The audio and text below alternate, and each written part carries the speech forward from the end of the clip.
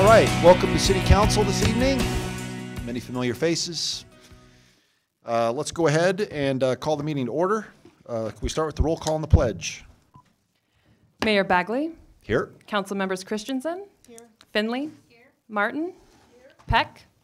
Rodriguez. Here. And Waters. Here. Mayor, you have a quorum. You did that so well.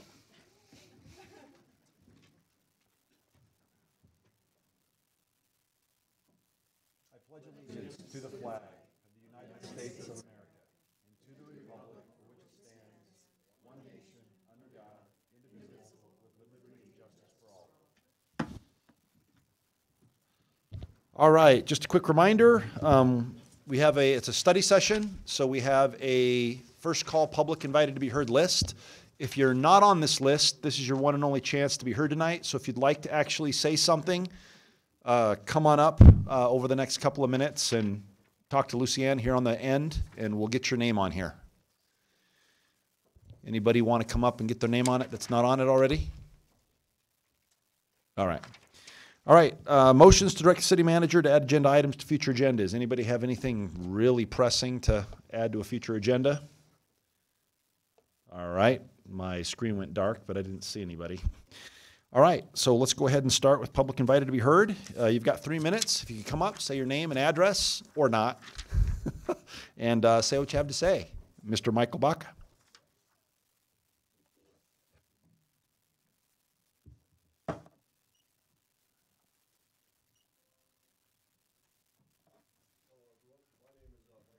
Could you turn on that mic?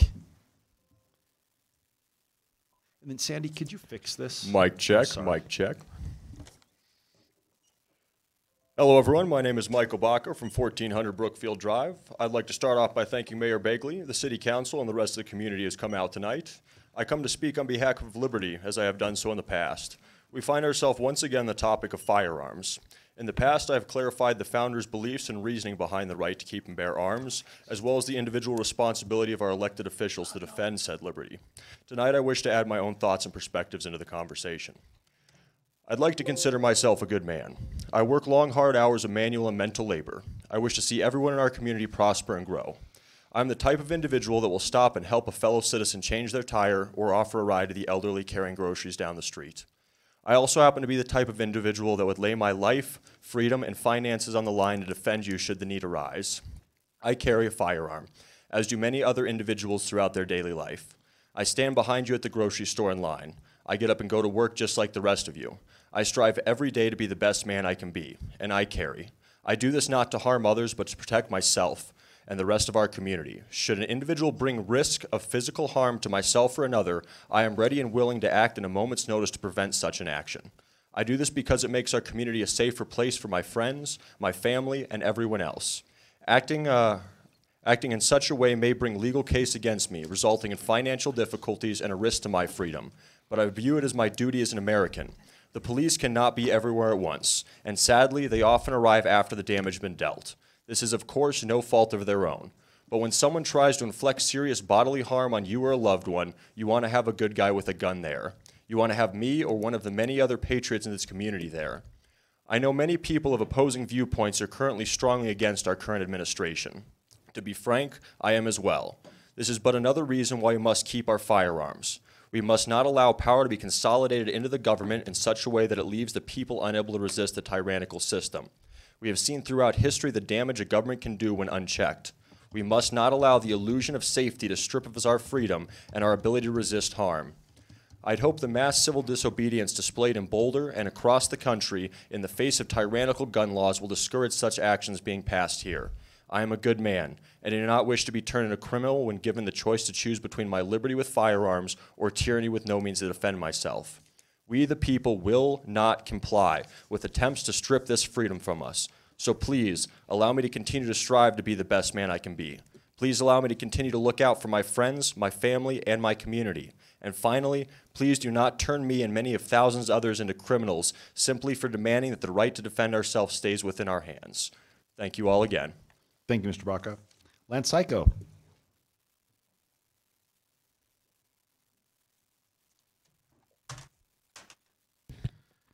Good evening, Council.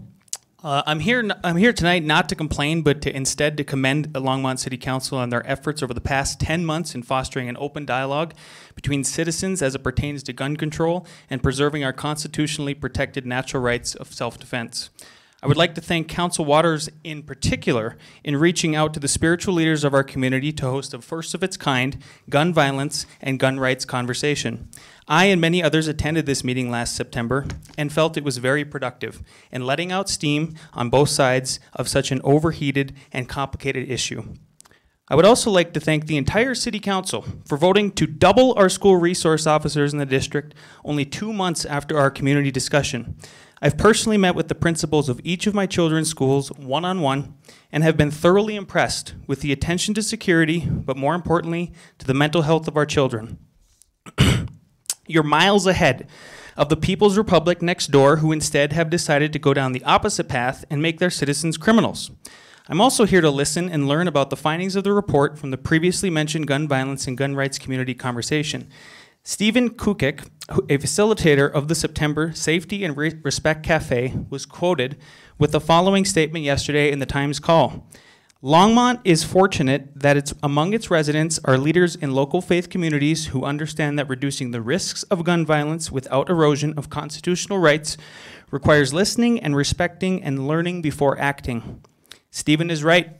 However, I am curious to know more about what the basis of the next community session, slated for February 27th, will be about, in particular to the phrase he used, that is, toward action plans. We've seen plenty of reactive legislation around this subject that doesn't make our community safer, nor does it respect the rights of others. What further action could we take in our community that makes it safer while respecting the rights of others? Should we follow the legislative lead of New York, California, or Boulder? Or should Longmont lead the way? I would encourage you all and this entire community to not be like New York, California, or Boulder. Be Longmont strong, independent, and unique. We're better than the People's Republic. Let's keep it that way. Thank you. Thank you, Mr. Psycho. Rod Brandenburg, a.k.a. Grandpa.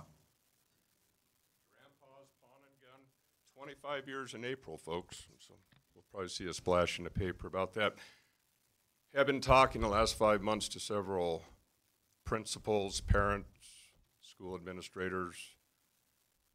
I presented to City Council many months ago that parental patrols at our schools.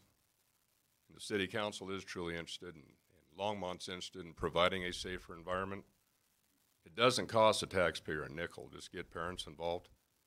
Because I'll have you all think back to when you were in high school. If there were more adults walking around, you're less apt to be screwing around in the halls, or if you really had something stupid to do, you're entertaining bringing a gun into school. If there's more adults watching, it's probably not going to happen. So I was curious in the last 5 months if you all have had discussions with our local school districts. Dan, I know initially he was not interested in having guns in school. I was interested in parents with cell phones patrolling the schools and just have more eyes on the prize. But there are actually programs in Wyoming and Alabama where there are parents in the schools doing exactly what I suggested doing here. Because I would sure as heck hate to see something happen in our schools.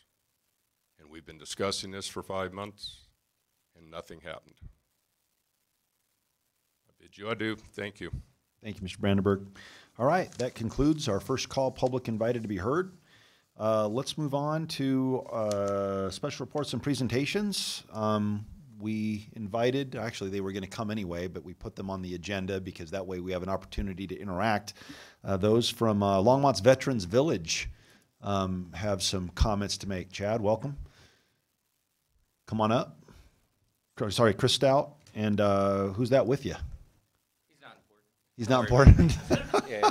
No, that's Mark Solomon. Mark, welcome. Yeah. You can stand up there. We think you're important. We don't know who you are, but. Don't worry about it, yeah.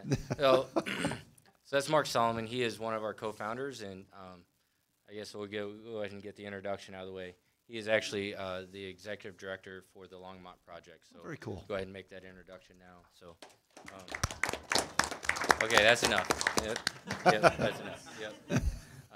So Mark is, I'll let him do all the talking about himself because he does a lot better of it, and he'll do a significant amount more than I will. I'll go ahead and get out of the way. He's a Coast Guard vet, too. So first and foremost, I want to thank you guys. A lot has been going on in the background since the last time I was here. I think this is the first time I've been up here in front of everybody, but we've gotten an anticipated construction schedule and a date to hopefully start moving dirt out here come late summer. So that's super exciting for us. So the ball's moving. So thank you to Harold and his team. That's super, super exciting. So you guys now have your executive director, and we're going to start hiring and getting our service center up and going. And so you'll start seeing a lot of movement out here. So that's what's happening on our end. We were actually at the Veterans Service meeting today in Denver, starting to make connections and start, making our putting our stamp on a lot of stuff going on within the community here and out there as well. So we hired a fundraiser as well today, and a lot of stuff is going on. So that's what's going with us in Veterans Community Project. In Kansas City, so in case you guys don't know, we opened up our second phase of houses, so we're at 26 houses there. So we have 26 veterans living there. We have now served more than 15,000 veterans within our community center there. And yeah, so we're moving fast there. We picked up another city. We're operating in Orlando as well. So that's kind of the short and sweet version. I don't want to take up too much of your time because I know Mark is going to gobble up a lot of it. So there's Mark. Mr. Mayor, council members, thank you for having us and allowing me to come and talk to you briefly. So my name is Mark Solomon. I'm a combat vet, just like Chris and our other founders as well. And I'm still in the Navy, 15 years in so far, almost 15. And I am just really excited about this. One of the things I wanted to mention is the name Veterans Community Project. It means something. It's more than just the name, right? So we service veterans. It's an ongoing project. Community is in the middle for a reason. Okay, it was by design. We could not be doing the things we're doing in Kansas City or here without you all. Okay, the staff as well as the council. It takes a community to make this happen, and we are so excited to be a part of the community. I am going to be your point of contact. So if anybody has any questions or needs anything, again, we are very excited to be here and be a part of this. So again, thank you very much. And this is probably the shortest I'll ever talk. Normally I will talk longer. So do you live in Longmont yet? I don't, sir. You going to move here? Yes, sir. Nice. When? My wife wants to, and I want to stay married. So yes, it'll happen. Just whatever Awesome. Schedule she wants to put on it, sir. Good. That'll be awesome. That's how that'll work. That'll be. He says, "Sir, Chris." I like this guy. What are you talking about? Yeah. All right. Well, thank you. Well, we're excited about the project. Your project has actually impacted policy. We make sure that you've got 7 champions up here. So thank you for coming, and we look forward to your wife arriving to our community. Absolutely. All right. Thanks, Thank you Mr. all. Solomon. Appreciate it. Thank you. All right. Let's move on to the citizens' report to its government on what happened on September 12th, 2018, the Safety and Respect Cafe.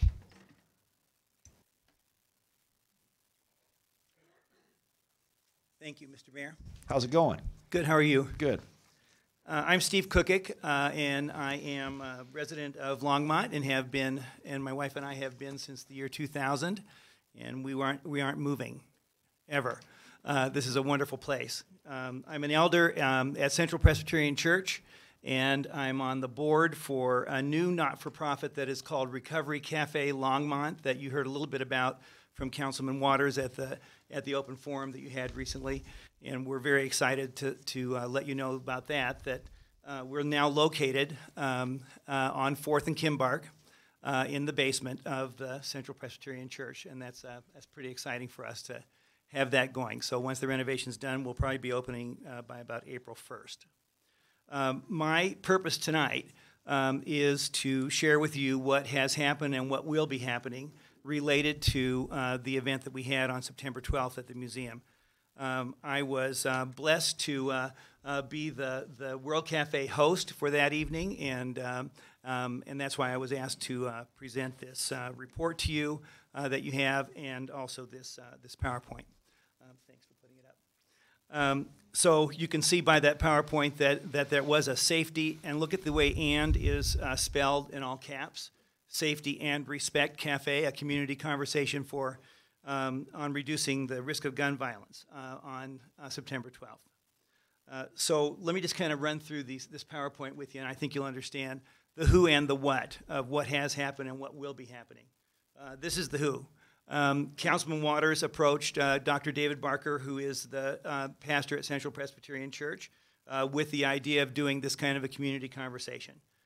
Dr. Barker provided leadership for the Longmont faith community, who agreed to be the kind of the impetus behind making this happening. The city of Longmont has offered tremendous support for this event, and we appreciated that. 150 community members, including the mayor and several city council members, participated in the event. 20 community members, including 10 city employees, volunteered to be table hosts, and I'll explain what that means here in a minute. Chuki Chan produced a graphic representation of cafe results that I'll share with you in a moment. The Longmont Museum opened its doors for the cafe. The Department of Public Safety provided support. Central Presbyterian provided logistical support, and then we really appreciate the fact that the city staff summarized the data that came from the cafe that you see in the report. So here's a graphic that kind of explains a little bit more about what this strategy is for getting people together, called the World Cafe. It's a really interesting idea that sprung up a few years ago. The idea is to get people sitting around relatively small tables as if they're in a cafe. And if you're in a cafe and you're sitting around a small table, that's where good conversation happens. And that was the idea of this. So we got people together in these smaller groups to be able to discuss a couple of questions and on a basic theme that we set up. And we really made the point, I think, up front that the idea was to have some fun and also to seek first to understand, then to be understood. You know, as I said in the well-reported article that was in the paper this morning, it was very civil, that event. With a lot of strong opinions that people have about all of these issues related to reducing the risk of gun violence. So this was basically the theme then, and I shared with you that it's safety and respect. This model that you see on the bottom of this PowerPoint comes from one of my mentors in my life. I worked for Stephen Covey for a couple of years, the author of The 7 Habits of Highly Effective People, and he had this principle behind all of the habits. And the principle is, the way you see the world determines what you do. It doesn't affect what you do, it determines what you do. And that determines what you get. So think about that for a minute. If you want to get different results, then you not only have to do something different, but you have to see the world differently. Otherwise, you will not do the things that are consistent with what you want to get done. So people who attended that evening had really different opinions about the way they saw the world in regard to safety and respect. There were some who attended who said the only way for this community to be safe is for people to have firearms and for none of that right to be abridged. And then there was another group of people who said the only way for this community to be safe is to really figure out some common sense gun regulation to be able to limit firearms. Otherwise, we won't be safe. And then on the other side of this, the issue of respect, there were people who attended who said, you know, you really don't respect the gun culture, and until you do respect the gun culture, you're never going to be able to get to a solution to any of this. And then there were other people who were there who said, you know, you really don't respect how scared we are because there are so many guns. So you can see with that dichotomy of opinion that it's a little difficult to come to a solution that will get us to a place that provides a community solution to this issue. So these were the questions that we put to the small groups. Number one, what can we do collectively to reduce the risk and respect the rights? And then number two, what can I do individually to reduce the risk and respect rights? So those were the two questions that the small groups grappled with on that evening, and I think very successfully. So this was the way it was set up for the evening. And you can see by the schedule, I won't go through the whole schedule, but you can see that we accomplished what we accomplished in these 2 hours. And we set up sessions for a discussion for 20 minutes, then 15 minutes, then 15 minutes again. And then we came back together again for 30 minutes at the end to share patterns and themes and questions that relate to the 2 questions that we posed. So what happened? We have a great friend whose name is Chuki Chan, who's just a really, really creative person, who came up with a graphic representation of what the evening presented. And this is what she came up with. And if you look at this for a little, you can see that there's this issue of safety and respect. You can see that there are issues that are here about their gun laws that are not being enforced, and you can see there's an issue of isolation. There's a big issue right in the middle of the issue of fear on all sides related to this issue. There's an issue of education. What should we do in regard to education? Do the statistics matter in relationship to all of these issues? What is the root cause of this problem is another thing that came forward. What can the community do? Mental health is obviously an issue. We all want to feel safe. We want to reduce violence. We want common ground, is what Chuki heard from that session we had on September 12th. So then we went about the task of producing a report. We had lots of raw data, as Harold knows. So we asked the city staff to help us, and the city staff did help us. And you'll see in an appendix to the report the raw data from that evening. We summarized it and found that these were the 4 themes that came forward from that September 12th World Cafe. Number 1, violence in the culture as a root cause of lethal behavior. That was a theme that came forward that really makes sense, doesn't it? Just think about all the ways that there is an overabundance of violence in our culture and what that means, both verbally as well as physically, right? So another theme that came forward was the issue of mental health. And we really do appreciate the fact that our Department of Public Safety is doing what it's doing, that you as a city council are doing what you're doing to bring some light onto this issue about mental health. We know in our work that we're starting with this Recovery Cafe that, this is a gigantic issue for people who suffer from addiction in regard to what they're facing, obviously. So mental health is a really important theme that came forward that evening. And I want you to remember something about this. I'm not sharing my bias or perspective about this. I'm reporting what happened as a result of this evening. These are the themes that came forward. The third being education. Education of all kinds in regard to gun safety, in regard to this issue of violence in the culture, education that relates to how do you help kids to have the right kind of self-esteem so that they feel more comfortable with themselves and they aren't approaching the world in a fearful way. All of those ways of doing education came forward during that evening. And the fourth issue and theme that came forward is we should come to grips with what do we think the appropriate role is and the responsibility of local, county, state, and federal organizations. What should happen in relationship to our governing bodies at all levels in relationship to this issue? Those were the 4 themes that came forward. So what we decided is that it would be really a good idea to look at what's next. And what's next is an action planning session on these 4 themes. I hope I can answer the question that was asked just a little bit ago. That issue of action planning is just to get people together to think about, as a community, what can we do on those 4 themes as a community? To try to maintain the spirit that we had on September 12th of getting together in a civil way to be able to discuss issues that are just fraught with all kinds of disagreement. This session is scheduled at the Longmont Museum on February 27th at 6:30. There'll be 4 groups, one each for each of the themes that I mentioned just a bit ago. 2 facilitators for each group. 1 facilitator will come from the community and 1 from city staff, so that we'll have good facilitation to be able to have this conversation. And as a at the end of this kind of a session, a report again will be produced offering the Longmont community opportunities to reduce gun violence with safety and with respect. So the idea is to produce a report that will offer the Longmont, I want you to hear that again, the Longmont community opportunities to be able to figure out ways of reducing gun violence with safety and with respect. So that's where we are, and that's where we're going with this, and I'd be happy to take any questions that you have.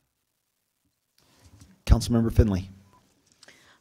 Does the community need to sign up for this February 27th like they did before, and where do they do that?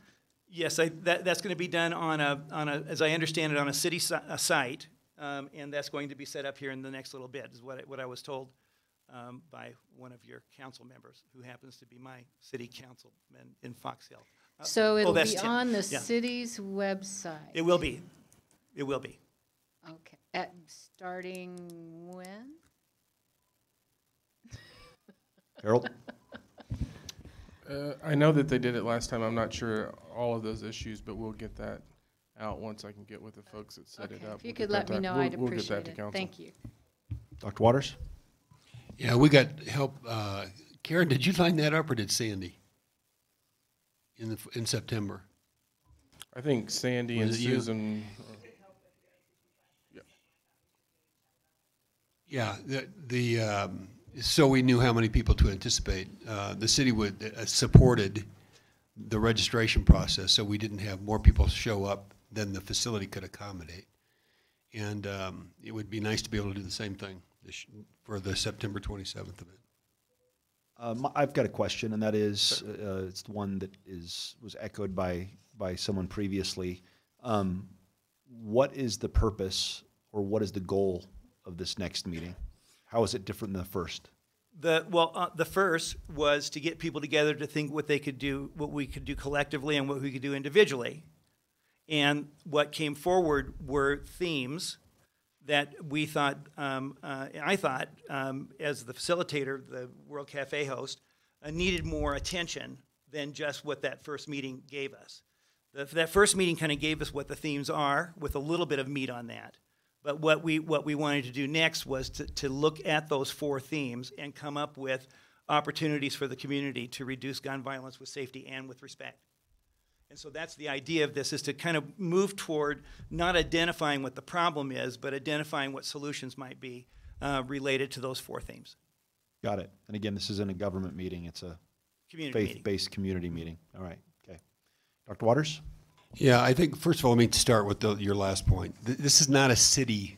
The city has supported this. It's not a city function. And I've been asked a number of times since the September event, since I was involved and my name's associated with that event and the conversation. So I've been asked a number of times, what's next? Are you guys going to do anything? Was that a good use of our time?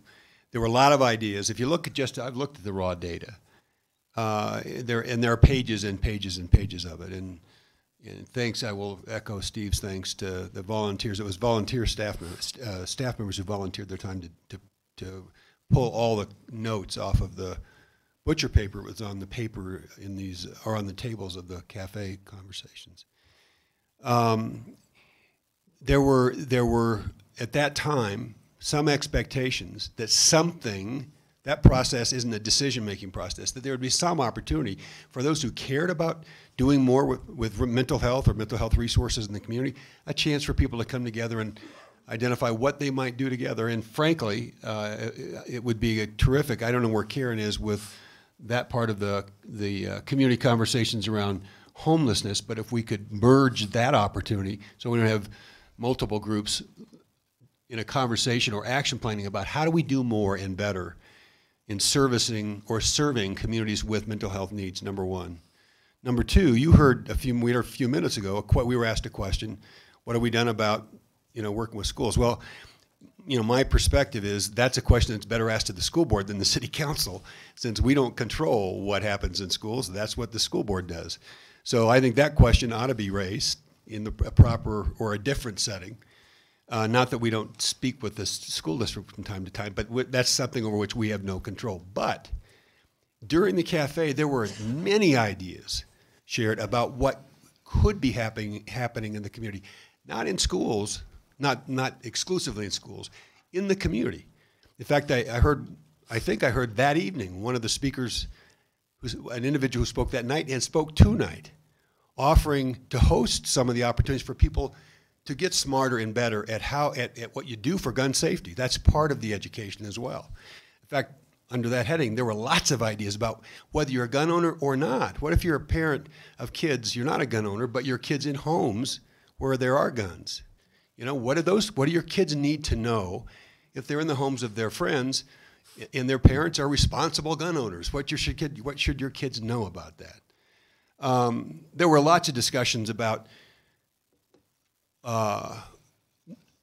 the organizations, whether you're a nonprofit, whether you're self-organized, whether you're, you know, we've had groups come, we have groups here tonight, we certainly have had groups here who identify themselves with different causes or organizations that feel some responsibility to address issues around violence and how violence manifests in our society. And how to do something about that, whether it's regulatory, whether it's resource-based, and at multiple levels, right, from local to federal. And this, I think, is probably intentional. It doesn't say government, it says organizations. So there may be government organizations, but there are certainly lots of other organizations that have roles and responsibilities here. The intent here is for those who want to go from conversation to let's do something together to reduce risks of violence in Longmont, this is a chance to come together for community groups, members of the community to come together, put together an action plan, and own it. This is not going to become an action plan for the city. This is an action plan for the individuals who come together and say, I care about this enough to show up. I care enough about this to be part of a solution. And I care enough to assume responsibility. I'm not going to lay it on somebody else. I'm not going to point to the city to take responsibility. I'm not going to point to the school district. I'm going to own it. If it's going to move forward, whoever shows up needs to show up understanding they need to help lead, not just talk and not just point. So happy to answer more questions if you want. Whatever form that action plan or those action plans take are going to have to be owned by the participants, and hopefully we'll get a chance to see what they are if they have any implications for us. All right, thanks. And then I think City Council deserves to hear this, as well as some of the people this is an important issue for. The way things get on the agenda, right? There's no vast conspiracy either to promote or restrict gun ownership by anyone on this council. Once a week, every Wednesday, I meet with Harold Dominguez after our Tuesday meeting to talk about next week's agenda in an attempt to try to keep it short enough so we finish before 11, and also trying to talk with Harold about just workload, what should come first or last. In this particular case, Harold asked, well, Dr. Kukik, that's Kukik, right? Did I pronounce that right?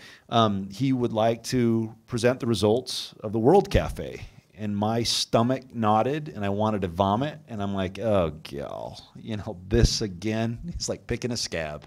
But regardless, this is something that obviously is important to our community.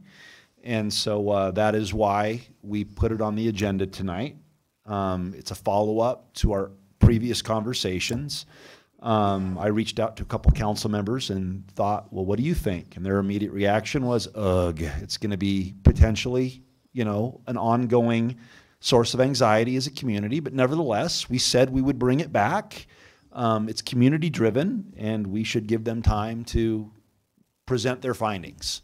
And so thank you, sir, for your presentation tonight. We look forward to whatever comes next.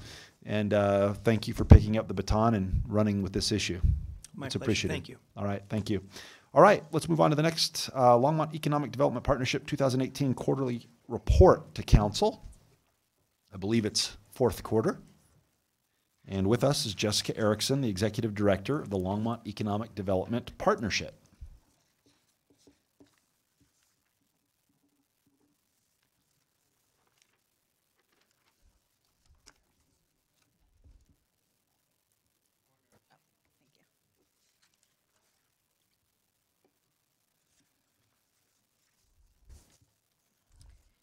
Good evening, Mayor Bagley and council members. I am Jessica Erickson, President and CEO of the Longmont Economic Development Partnership. My fourth quarter 2018 report was included in the packet that you received last week. And so for this evening, I just have a handful of slides to highlight some of the results of some of the targets for 2018 and just to ensure clarity in terms of how to interpret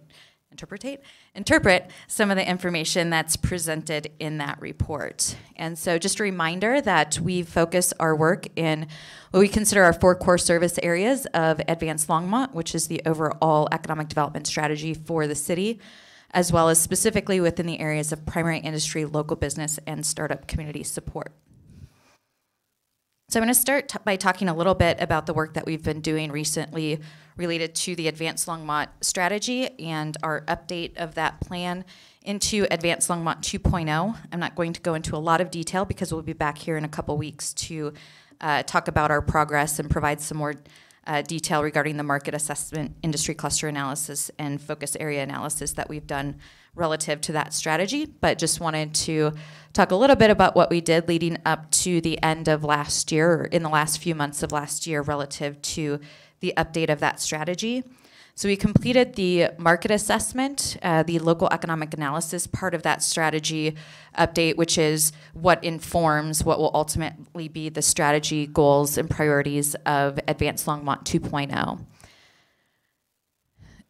We took a little bit different approach to, or we're taking a little bit different approach to Advanced Longmont 2.0 than I think was taken with the original Advanced Longmont strategy that was adopted in 2014. I think we can all agree that we're in a very different economic environment here today in Longmont, in the region, in Colorado, and across the country than what we were in 2014, especially here in Longmont. The original Advanced Longmont strategy focused a lot on growth, which was what we needed to be focused on at the time to get us to where we're at today with the vibrant economy that we have today.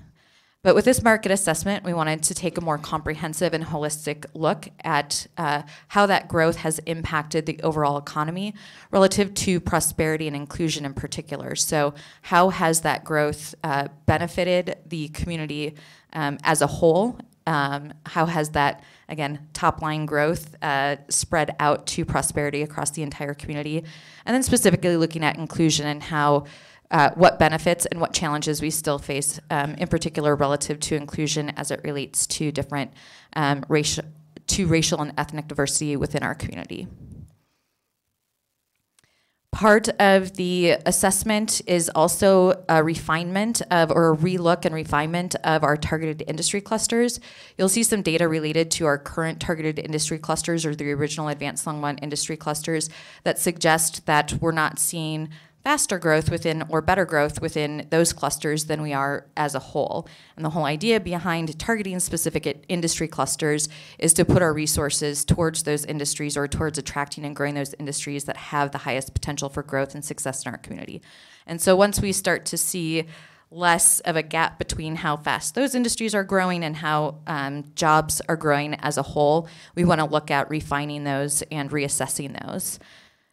And so through that process, we've identified, and again, we'll provide some more detail when we come back in a couple weeks with the overall progress report on the strategy. But we've identified 4 new, and not necessarily new, but refined targeted industry clusters as part of that strategy of smart manufacturing, business catalysts, food and beverage, and knowledge creation and deployment. And then we also looked at the core areas of focus of the original Advanced Longmont strategy, which were business climate, quality of life, infrastructure, entrepreneurship and education, entrepreneurship and innovation, education and workforce development, and marketing. And really looked at the overlaps in those different focus areas and how we could better refine how we're looking at the different strategies and how they impact our economy. So we'll be looking at focus areas of talent, place, industry, connectivity, and impact, again with some more detail to come in the next couple of weeks. Now I'll move forward to, I'll just give a little bit of an update on what the next couple of weeks and couple of months look like for us for the Advanced Longmont 2.0 strategy. We have finished, as I mentioned, the market assessment and targeted industry analysis work.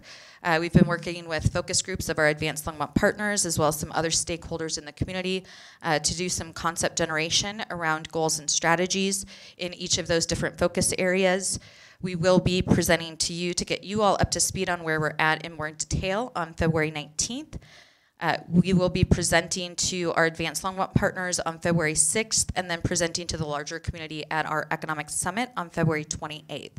That is not the end, but just the beginning of the next steps of moving forward with developing the goals and strategies of the Advanced Longmont 2.0 strategy, with the ultimate goal to have that strategy completed by the end of Q1 of 2019 and begin active implementation at the start of Q2 of 2019.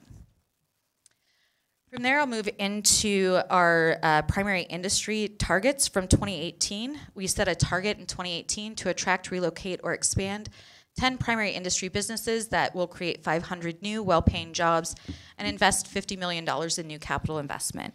Based on the projects that we worked with, we worked on the attraction, relocation, or expansion, or we successfully attracted, relocated, or expanded 32 businesses that will ultimately create 395 new jobs in the community and invest $8.5 million in capital investment. Clearly, 395 is just shy of our goal of 500. We see this not as an indication of not achieving that target, but just of timing, as we do continue to have an active prospect pipeline of primary industry attraction, relocation, and expansion projects that have the potential to add an additional 2,500 new primary jobs in the city. One of the things that we ran up against on a couple of the projects that we were working on that would have pushed us up over that 500 target was the government shutdown and some of the companies that we're working with that are dependent on government contracts for their growth and expansion plans. Some of those now moving forward since the reopening of the government.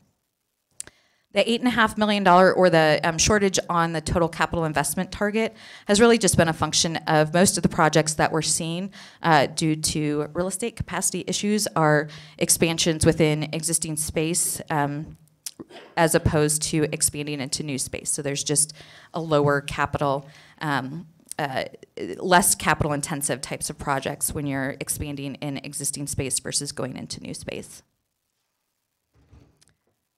We also look at primary industry relative to retention and expansion. We annually work to retain 100% of Longmont's existing primary employers and jobs. Of course, the goal is always 100%. However, market and other forces outside of our control of Longmont EDP, of the city of Longmont, do significantly influence our ability to achieve this goal.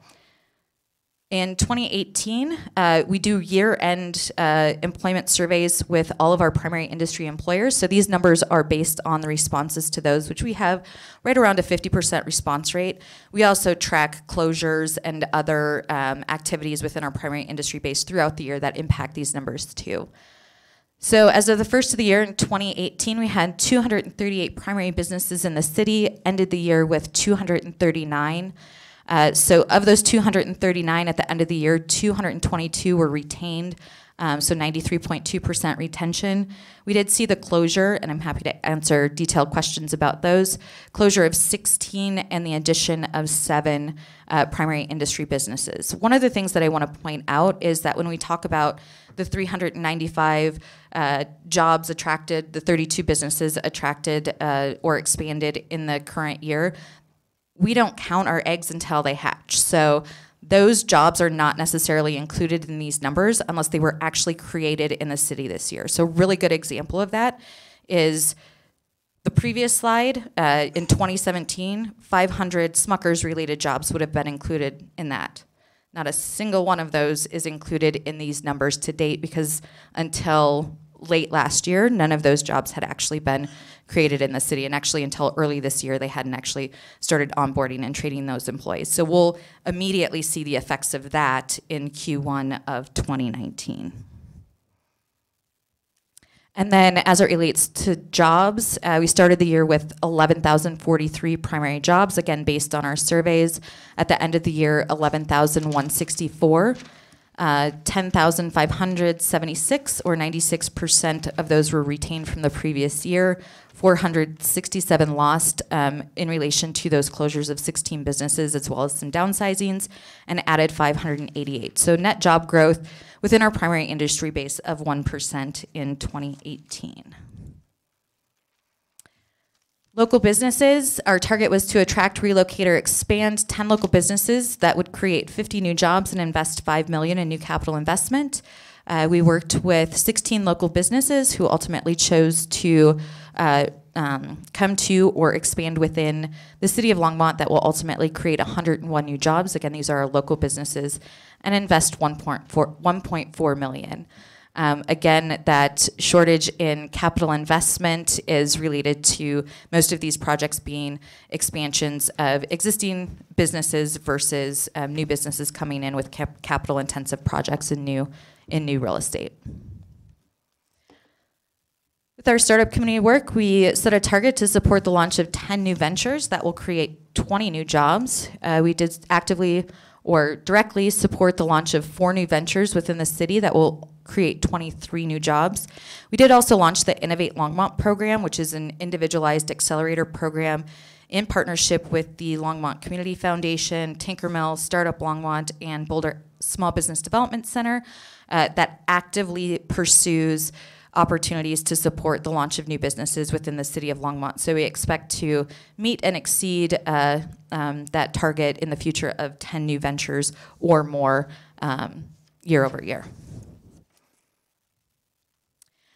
And so overall, as of the end of 2018, we saw year-over-year job growth, 275 net new jobs added across all industries, which was 0.5% job growth and totaling 55,434 jobs, again, across all industries within the city of Longmont.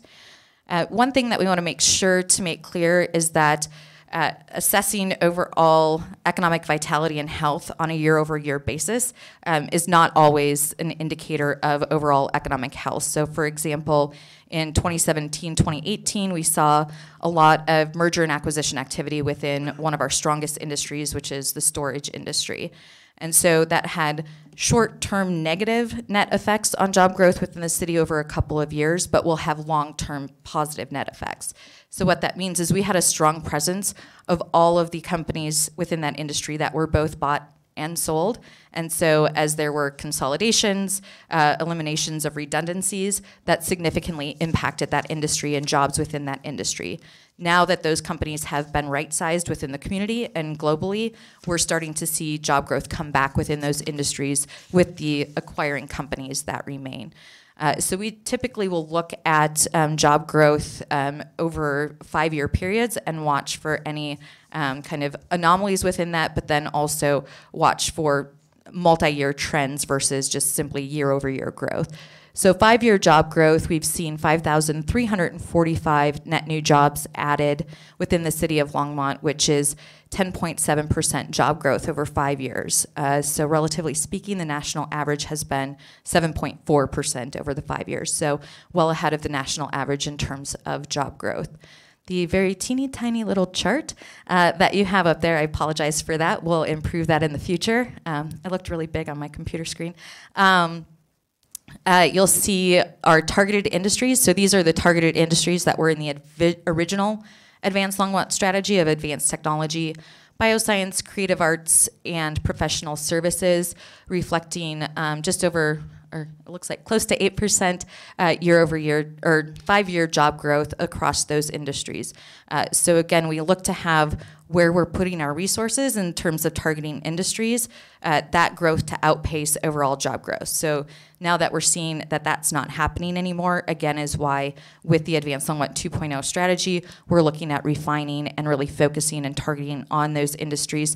Some subsectors of those industry clusters that you see up there that have the highest concentration and highest potential for growth based on economic projections. And so you'll see a little bit more of that data when we come to you on the 19th of this month. And I believe that is my last slide. So you do have within the report detailed information and metrics relative to all of the different strategies under those bigger target areas. So hopefully you've had a chance to look at those, and I'd be happy to answer questions about those more in detailed areas or anything that I've presented this evening. All right, Councilmember Martin. Thank you, Mayor Bagley. I'm trying to understand when you're setting target goals for overall economic growth, which is a combination of capital investment and job creation, And what you saw was that you came within your goals areas on job creation, but not within capital investment, which means that there is money not injected into the economy. How do you weigh the relative impact of job creation versus capital investment? And can you explain maybe whether you need to make adjustments in terms of the way you target industries or anything to even that out? So we look at, so for every project that we work on, and I should say every significant project that we work on, especially if there are city incentives involved or any kind of financial resource coming from the city, we do look at an overall fiscal and economic impact analysis, which really tells us, based on this number of jobs within the industry and the wages, the number of direct, indirect, and induced jobs that will also be created related to that. It also tells us that for dollars invested, as well as jobs created related to construction, local expenditures related to construction. And so certainly we're not getting the impacts of that with the capital investment that we're seeing, but we're also not seeing a lot of projects that are that have the time to wait for new construction. And so they're going into existing facilities. We continue to have a capacity issue with real estate, especially as it relates to our manufacturing industries, which are our highest potential, highest growth industries. And so where we're really looking to pursue capital investment is in potential speculative development of those types of facilities. And so projects like you'll see with Modern West, with the Front Range office campus, and those capital investment dollars are not reflected in these numbers. These numbers are just reflective of the capital investment of the company themselves. So I don't know that we're necessarily, because we do have some pretty significant capital intensive speculative or potentially speculative development projects to accommodate our businesses. I don't necessarily know that we're losing out on revenue related to capital investment and new construction. It's just that it's not the companies that are spending those dollars, and so not reflected in what the numbers that you see there. Would it be good to find a way to reflect that speculative investment in these reports? Yes, I can add that to our reports. It also would be included in the development services reports of projects. So based on permitting, so we look at, that's how we determine capital investment, unless the company's telling us directly what their capital investment is what are the permit fees associated, which tell us they have to provide capital investment dollars to get permit fees. So that's where we get the information from. But I can include that in my report as well. Councilmember Peck. Thank you, Mayor Bagley. Jessica, you had a slide in here about the effort to retain primary businesses, and that was a major effort on the part of LEDP. Can you tell us what happened with AstraZeneca, and what could we have done to retain that company? Because the city put a lot of resources into getting them in here, and as far as just working with them to get them in here. Can you tell us, give us any update on that? Sure, so I'll start with the last part first and then go backwards. We did do a lot of work with AstraZeneca and with the city and with City Council to get direction on negotiating an incentive package for AstraZeneca. All of the City of Longmont's incentives are related to or associated with job creation. So if no jobs are created, no dollars are doled out for an incentive. And so technically speaking, no jobs were ever created in the City of Longmont. It was for the most part there were 20 warehouse jobs, which I'll explain in a second, but it was for the most part a real estate transaction.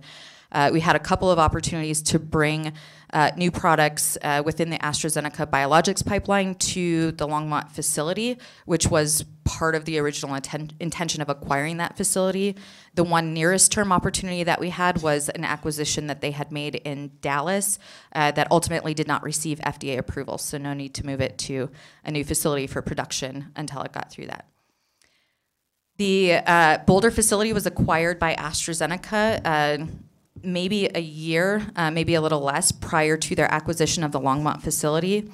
So their initial focus was on building out and activating that Boulder facility, filling it with jobs, and getting the biologics line that they were developing there up and running. And then with the idea that they would then shift focus to the Longmont facility and the potential for bringing new product lines to the Longmont facility. In the meantime, they did activate the warehouse at the Longmont facility to support Boulder operations. Because none of the opportunities to bring new lines to the Longmont facility ever came to fruition, that Longmont facility was basically functioning as warehouse support for Boulder operations. Ultimately, the product line that they were developing and manufacturing in Boulder was not successful, or was less successful than they had anticipated, and no longer made that investment make sense for them. And because at that point in time, the Longmont facility was simply supporting Boulder operations from an activation, boots on the ground perspective, there was then no longer any sense in retaining the AstraZeneca Longmont facility either. So we'll see both the Boulder and Longmont facilities go back on the market probably in April. So I think for us, obviously, having another 800,000 square feet plus 160 acres back on the market is not ideal on the surface. But to me, it's more ideal to create an opportunity there than to have AstraZeneca sit on that real estate in perpetuity, not creating jobs there. And we've seen some significant interest. So the reality is there's probably not another 800,000 square foot biopharma manufacturing facility. And based on our history with those businesses, maybe not highest and best for the city of Longmont as we continue long-term job growth potential in the city. And so we've seen some significant development interest in those sites, and I think with a great deal of potential for actually creating an environment and doing some new development and redevelopment at those sites that will actually bring new jobs to the community. And that is our largest, kind of our last largest opportunity for significant employment center growth. So I think we'll pretty quickly see that turn from another loss to an opportunity for the city of Longmont to really see that area flourish. And Jessica, to also add, we did spend a lot of time. We actually never brought an incentive package forward to council. They purchased the building before we brought that forward. And so there wasn't even a formal agreement with them. Dr. Waters? Thanks, Mayor Begley. Just two comments. One, Sure. It's not a I don't want to even use the word failure, but I mean, it's not a failure to not achieve the goals. The failure would be not to set them high enough, right? Mm-hmm. So I want to say that you set ambitious goals. The fact that if you fell short of the goal, I'd be more concerned if you knocked it out of the park on all of them. Yep. So good on you for setting ambitious goals. And I was really hard, my first council meeting, I was really hard on your report. I didn't want to be hard on you. Yeah. But I was hard on the report because it was difficult for me to see what the goals are and how you're going to know whether or not you've accomplished it. And I think you've come a long way. I really appreciate what you've done with the clarity and the specificity, both of what you're trying to achieve and the progress you've made and how you're going to evaluate whether or not you're accomplishing what you want to and whether or not we're getting the return on investment that we're making as a city in the partnership. So thanks for the work. Thank you. I appreciate that. All right. Thank you for your work. Great. Thank you. Have a good evening. All right. Let's go on to, we okay? Keep going? All right. Let's move on to study session item number A, Button Rock Preserve Management Plan Update, presented by David Bell. And Dale, you presenting too? All Dave Bell. All right. And so the presentation, I asked for copies of the presentation so we kind of know what's coming. You're welcome. And so it's an eight slide presentation. So let's hold our questions till the end. And Mr. Bell, the time is yours. Very good. Mayor, council members, David Bell, Natural Resource Manager. It is not all David Bell. I'm just here for a quick introduction of staff that'll be doing the presentation, as well as a little quick introduction of the project itself. And the Button Rock Master Plan, I think, is just a great project of a special property that I think Longmont is very fortunate to have. And as I think about going from Button Rock out to Sandstone Ranch and the same frame in between, it really is a unique system that Longmont has. As we're thinking about, I think between the Northern Arapahoe Tour, Prab Tours, water board tours. I think most of council has been up there. And if you haven't, let us know and we'll make sure you do get up there because it is a very special place. And not only do we think it's special, people around the Front Range are finding that special too. So we're seeing a lot of increased use at Button Rock. I don't have Danielle will be doing the presentation.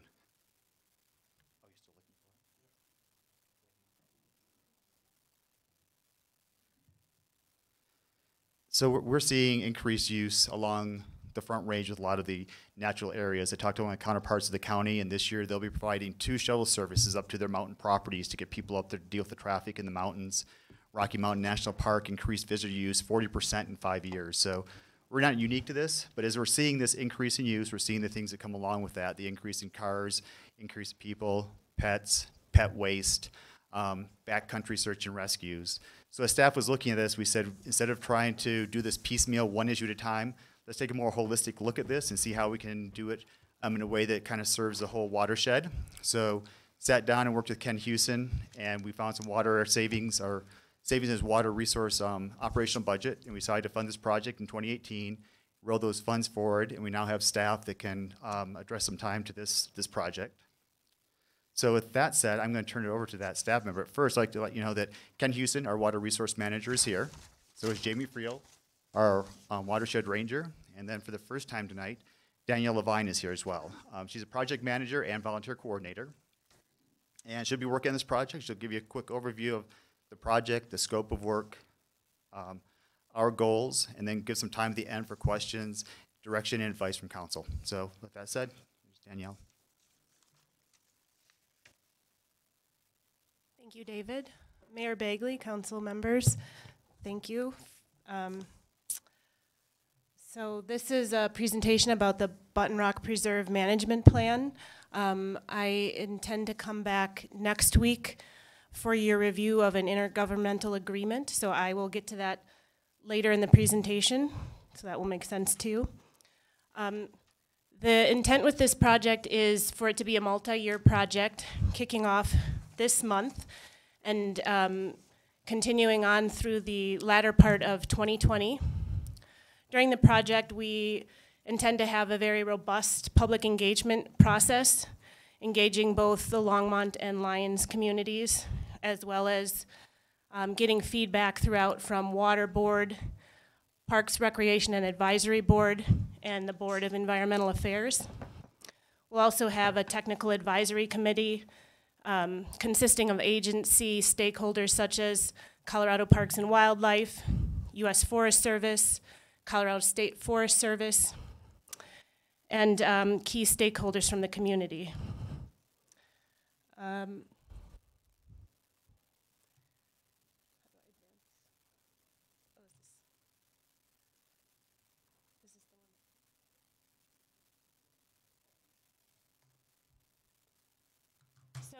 So to orient you to where Button Rock is, this is the vicinity map of Boulder County. The purple there is the city boundary of Longmont. The turquoise is Lyons, and Button Rock is there west of Lyons in the red. This is an up-close aerial of the property. The green is the boundary of the property. The boundary includes our latest acquisition of the Adams property here in the upper right corner. Here, the large water body in the middle is Ralph Price Reservoir, and this smaller one here is Longmont Reservoir. And then we also have a section of the North St. Vrain Creek running through the property. In terms of how this project fits into the council work plan, although the property is outside city boundaries, a goal of having a healthy creek corridor through the city. This project ties in because to have a healthy creek corridor through the city, we need to have a healthy watershed. In terms of how does this fit into Envision Longmont, similar responsible stewardship of resources. It's unique preserve, and it's got unique natural resources, cultural, historic resources. So it's something that's unique to the city of Longmont for its residents. And working on this management plan will help preserve clean, safe drinking water for our residents into the future. goals, needs, and desired outcomes with this project. The need David spoke to, as we're seeing increased visitor use at the preserve, we want to take a look at the rules and regulations and see if those match up or if there's a gap. Rules and regulations were developed in the 1990s. We're continuing to see more and more visitors every year. Is there a gap between the rules and how we're managing it now and what the preserve might need to be better protected? In terms of project framework, we have consultant teams consisting of DHM Design, who will be working largely on the visitor use plan and a piece of the resource inventory. We have river restoration, they're river engineer experts, so they'll be working on water resources, infrastructure, and facilities. And then Colorado Natural Heritage Program. And so here I come back to the intergovernmental agreement that I mentioned at the beginning. Colorado Natural Heritage Program is a nonprofit associated with Colorado State University. And so to get onto the property and do a natural resource inventory as a governmental entity, we would need to enter into an intergovernmental agreement with Colorado Natural Heritage Program. So that will come to you next week for your review. That is everything. I'm ready for questions if you have any or feedback. All right, well, actually, let's do it questions first, and then someone make a motion, and then we can debate, dialogue, et cetera, regarding the motion. Councilmember Peck? Thank you, Mayor Bagley. Thank you for that presentation. It was really good and informative. Okay. But when you talk about the management program, and I do see in the upper right corner this picture of the, 6 dogs that they have, that kind of activity has really increased, and I was told that the dogs are contaminating the water. Is that part of your management program? Yes, Mayor Bagley and Councilmember Peck, to answer your question, that is one thing that's coming along with increased visitorship, is that with more people come more pets, yeah, and therefore more dog waste. Mm-hmm. And that is our drinking water supply. That is a protected preserve, so that is definitely a piece of what we'll be looking at in this management plan process. Great, I just wanted to bring that point home. Thanks.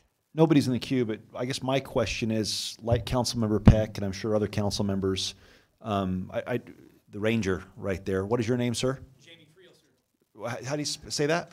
Jamie Friel. Friel. Oh, so Friel, sir. Okay, got it, Friel. Got it. I'm not used to being, yeah, that still freaks me out.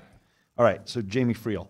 So my question is, right, we're about ready to undergo this two-year consultant process. And so my question is, are we going through that to go through it? Or if we were to ask Mr. Friel and David Bell, what are the issues currently that we have to deal with? I mean, do we need to pay a consultant? I mean, are the things obvious and we're just paying someone to, we don't want to upset people with dogs up there, or other things that people currently do that we're thinking about taking away from them?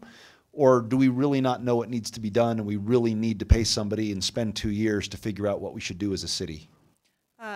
Mayor Bagley, I think the answer is kind of a mixed bag of, we have a 3,000 acre preserve, but we don't have, we don't know what we have on the preserve in terms of natural resources, cultural, historic resources. We don't have that baseline data. The reason for this 2-year process is to, in a structured way, go through, gather that baseline data, and then have a scientific underpinning for looking at all these things, and then using that scientific approach to get at what are our goals and what can our management decisions be. So your response, so what I'm hearing is it's necessary, and it's not something just to keep people from wanting to kill council or staff. Is that Correct. What I'm hearing? Okay, I'm seeing Mr. Friel, the expert in the room, say yes. Okay, thank you. Dr. Waters? Thanks, Mayor Bagley. A couple things. Just for the sake, both from my education and maybe just to get out in the public, and maybe I'm the only one that would wonder about this, could you give us the distinctions between a preserve, which this is, and a recreational area or a park? Absolutely. Button Rock Preserve was designated as such in the 1990s when we were, as a way to designate it as a protected area and to signify that we are protecting our municipal water supply. So it's the only preserve in our system.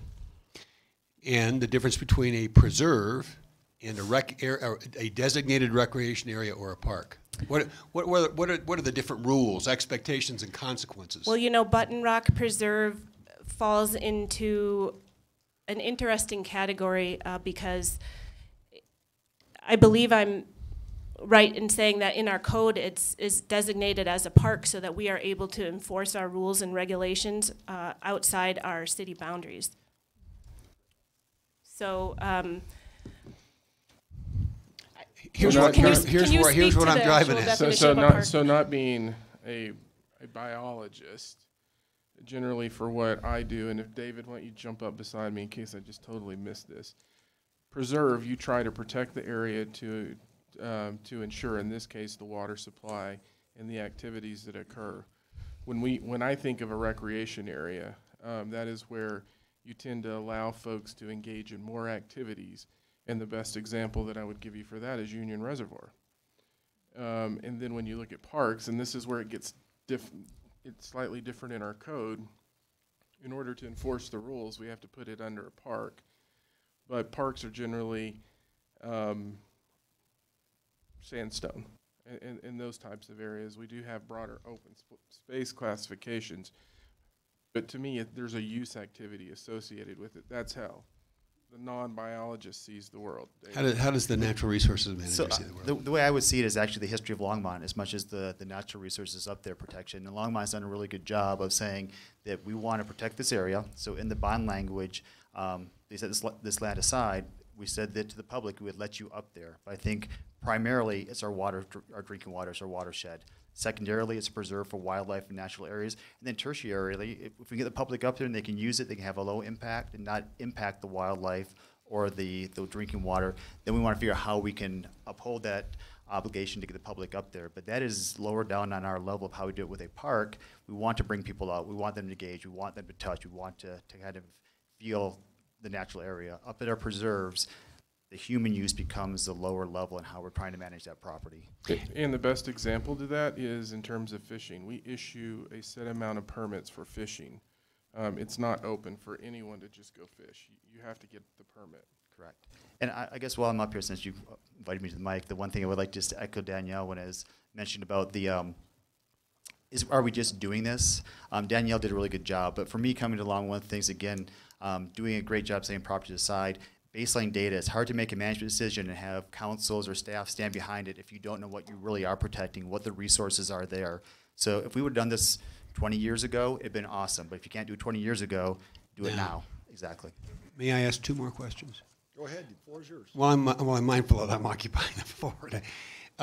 Give us some idea, because I've heard Jamie give us an idea on other occasions, of the variety of visitors, the range in terms of geographic representation, both numbers and where they come from, showing up at the preserve. So Danielle asked, do we just keep doing popcorn up and down here? But I'm going to do popcorn up and down and let Jamie answer this. He's up there on a daily basis. He's been doing a great job. He's installed some counters for vehicles and pedestrians, so he's going to have a very good handle on this. Mr. Friel. Mayor Bagley and council members, we're seeing a huge fluctuation in visitation. In the past, the infrastructure was based on having 7,000 to maybe 15,000 people arriving every year to visit our park, visit the preserve. And now, with the new visitation counters I have, it hasn't been a complete year yet, but we're over 60,000 people coming. Wow. And the vehicle use is also about half of that, about 35,000 vehicles every year now, going down a a box canyon, basically. And then if you look at where they're coming from Denver, they're coming from Fort Collins, they're coming from Texas, they're coming from all over the place because of the explosion from social media. They're not seeing a sign on the highway anymore. They don't need to. We don't even have a sign on the highway. But what we do have are people that are saying, Button Rock is a wonderful place, so why don't you go visit? And they're coming in droves. Part of this management plan will be trying to figure out where these people are coming from and who they are, and trying to see how many people are actually from Longmont and how Longmont's resources are being used and cared for by the citizens, or whether other folks are taking advantage of that, perhaps. And then we'll have to look at a whole wide variety of things. As David mentioned earlier, a lot of parks are using a busing system. We might need to install a gate. We might need to charge a visitation fee, maybe something like unions. Everything will be on the table, and that's part of the reason for this, because it's just such a wide variety of things we have to look at. We need to find out what we have, what Longmont wants to do with it, and the best way to do that is with this management plan and find out what we actually are taking care of. Thanks, Jamie. That's 6 to 9 times, right? 6x to 9x. And actually, we've done some parking sign additions this last year, and I would guess that we probably had another third as many people coming, because we had people that were not able to fit into our parking lot, and they were just parking down the county road, and that was about doubling our car load per day, especially on the weekends. So conservatively, we're over 60,000 on an annual basis. So my last question would be, there was, I know in the write-up, a reference to the public engagement process, but it would be helpful to know the scope and scale of what our intentions are in public engagement, because there's a council at some point in time, 2 years from now, that's going to be asked to make maybe some very difficult decisions. It may be unpopular decisions, but people ought to, number one, people need to know what's at stake, and it would be helpful to know the kind of engagement we're going to bring this process through with our community in anticipation of whatever those decisions are. Thanks, and I'll just listen. Mayor Bagley and Councilmember Waters, in answer to what is the public engagement process going to look like, we are kicking off with DHM Design later this month, and the DHM is comprised of professional facilitators, urban planners, community engagement strategists. So they are going to help us develop this plan, but I can tell you some things that I'm certain will occur.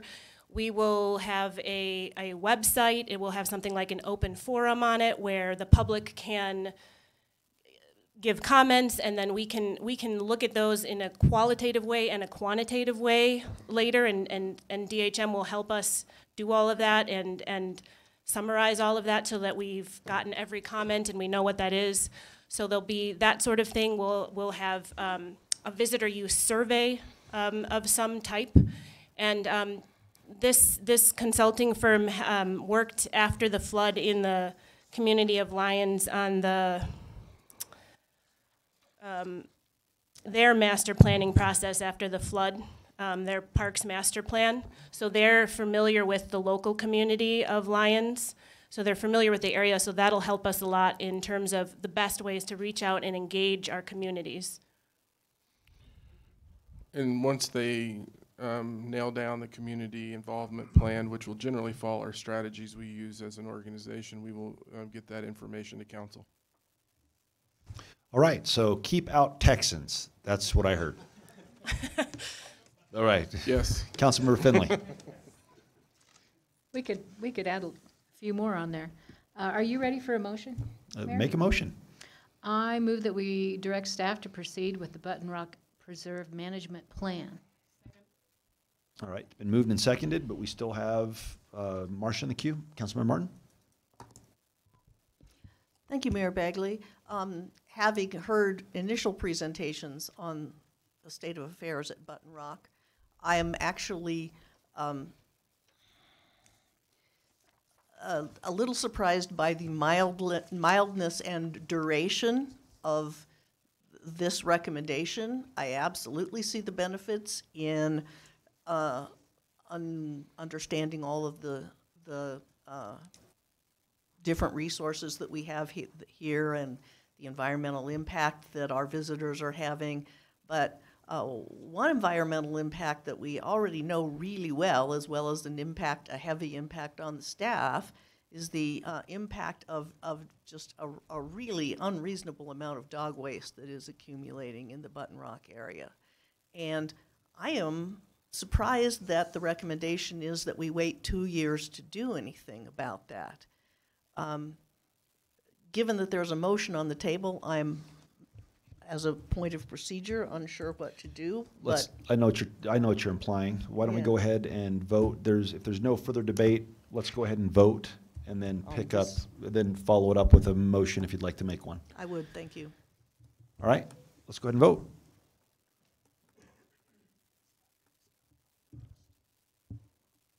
Councilmember Martin?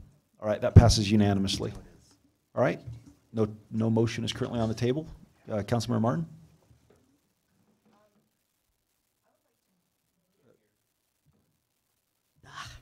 Sorry.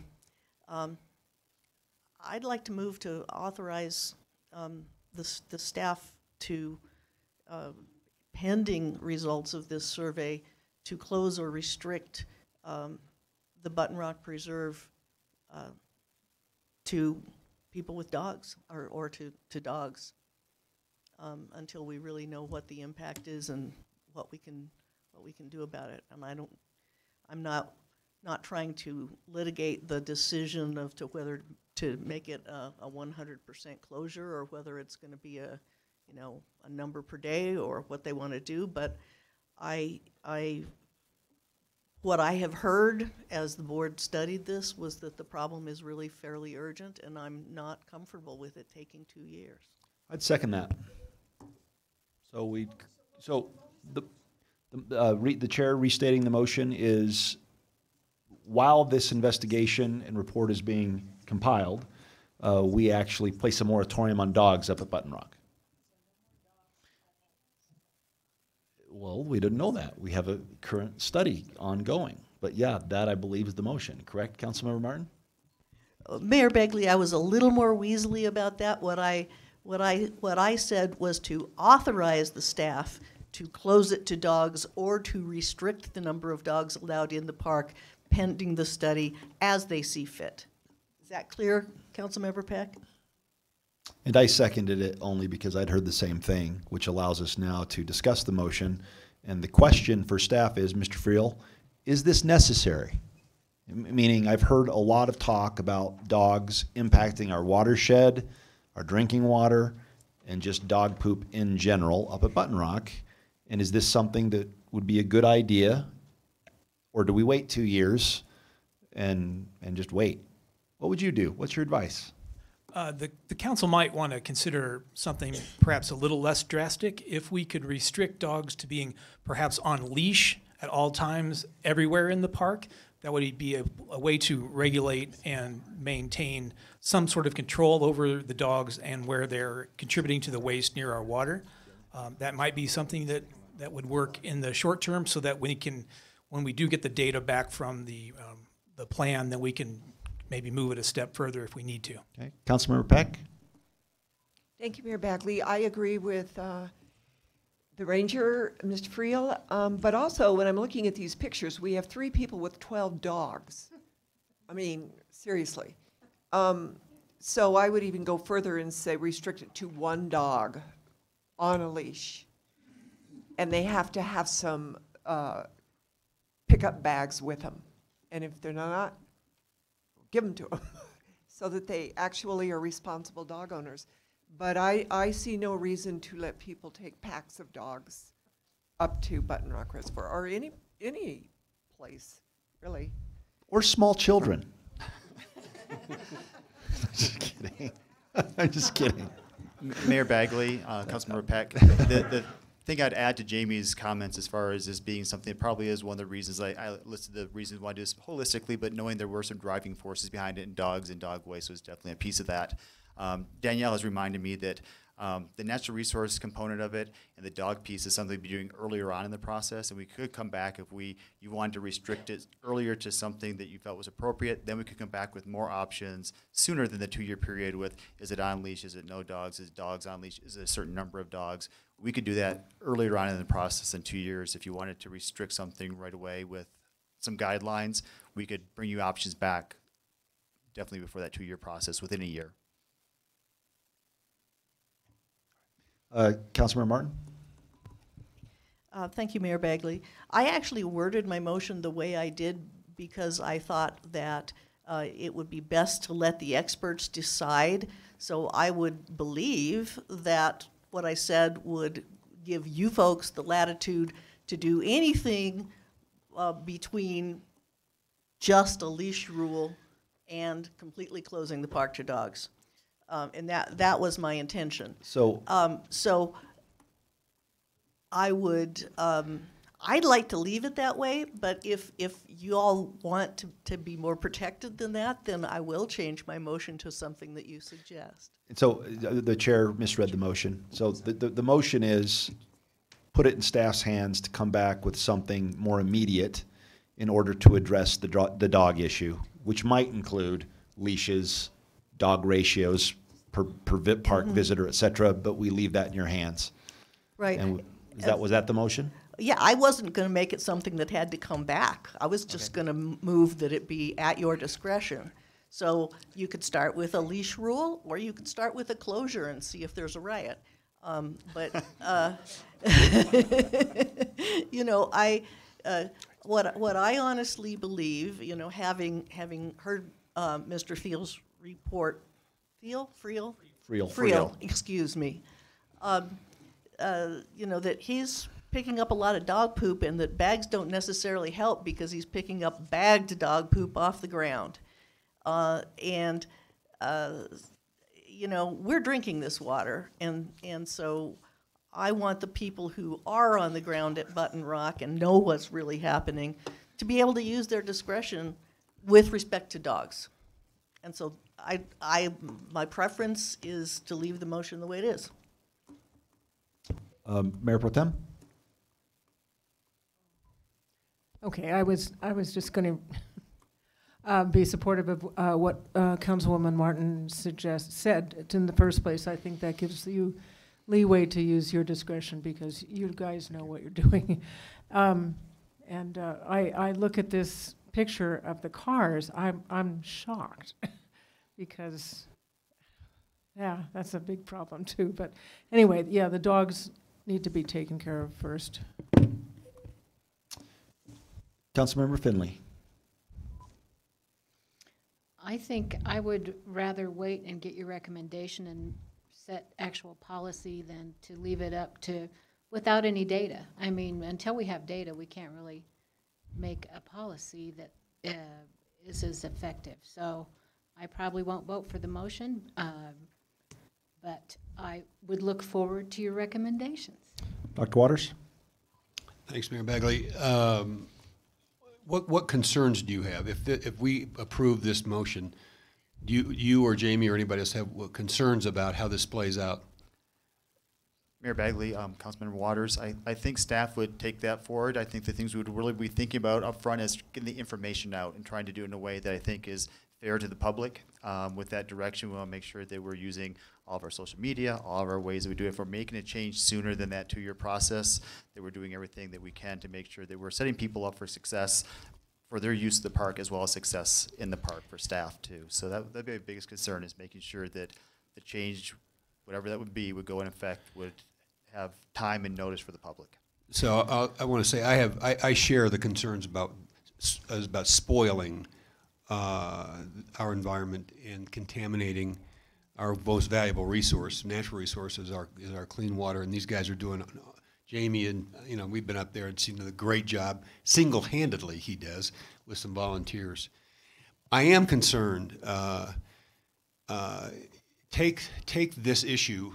Let's substitute another issue. I could give you some specific examples of making a decision that's. We have anecdotes. We've heard the stories about how many pounds, but to have it be data-free concerns me. not because these guys don't know what they're doing. In fact, they've said we need more lead time.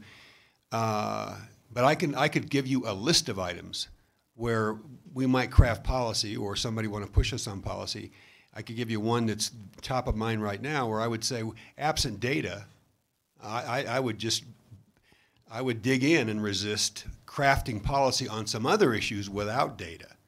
So I'm concerned about, on this one, you know, it gets a pass, even though I understand the nature of the problem. I'm concerned about setting a precedent. If we can give direction without data on this, we can give direction without data on a lot of things, and be pretty inconsistent, or consistently data neutral. And I'm concerned about that. Nobody's in the queue. I guess the spirit of my seconding the motion is that, and I would normally agree with Dr. Waters on the data issue. However, when I remember when I was in the what grade was I in? 6th grade at Maplewood Middle School, Dr. Waters. And I remember watching when the Space Shuttle Challenger exploded, and it didn't explode because of lack of data. It exploded because they weren't sure what was going to happen, and they decided to launch anyway. And so I guess in this particular case, I am for short-term better safe than sorries, such as dogs or car issues, or I just don't want to wait 2 years when Mr. Friel already has all the data he needs to say, yeah, we have too much dog poop, or we have too many cars, or our watershed's being impacted. I'd rather shorten it, get the data, and then either continue it, make it more stringent, or say, hey, we were wrong. Let's just let the dogs up there run wild. So, Dr. Waters? So I wouldn't argue with your analogy to the Challenger, although I think they had data they ignored in that case. Yeah, that's true. Yeah. So that wasn't data neutral. That was just stupid to ignore it because they were in a hurry. They were in a hurry. So they made a decision to launch when they shouldn't have. So if we really want to extend the metaphor. Now, what these fellows have told us is if we gave them some time to bring back a recommendation ahead of the 2-year schedule based on data, they would do that. I've also heard they need time, even if they had a ton of data that they presented tonight. If we made this decision, they're going to want time to. They don't want people showing up there without leashes or with too many dogs or whatever the constraint is. I guess I don't know what's lost if we modify whatever. I don't want to modify anybody's motion if we do that what they've suggest we do, and that is give them direction to bring back not the whole package in 2 years, segment it. When they have a recommendation ready on dogs, bring it back. If that's 2 weeks or 2 months. As you get data, bring it back. Don't wait 2 years and take action to protect our preserve. I think that's the message. Councilmember Martin, you'll have the last word before we vote. Okay. I don't necessarily, obviously this motion seems to be controversial because of a lot of people who want to walk dogs. But still, knowing as I do that there is a lot of data about dog waste in particular, both observational and I think Mr. Friel measured. I mean, do you, how much dog poop do you cart out of there?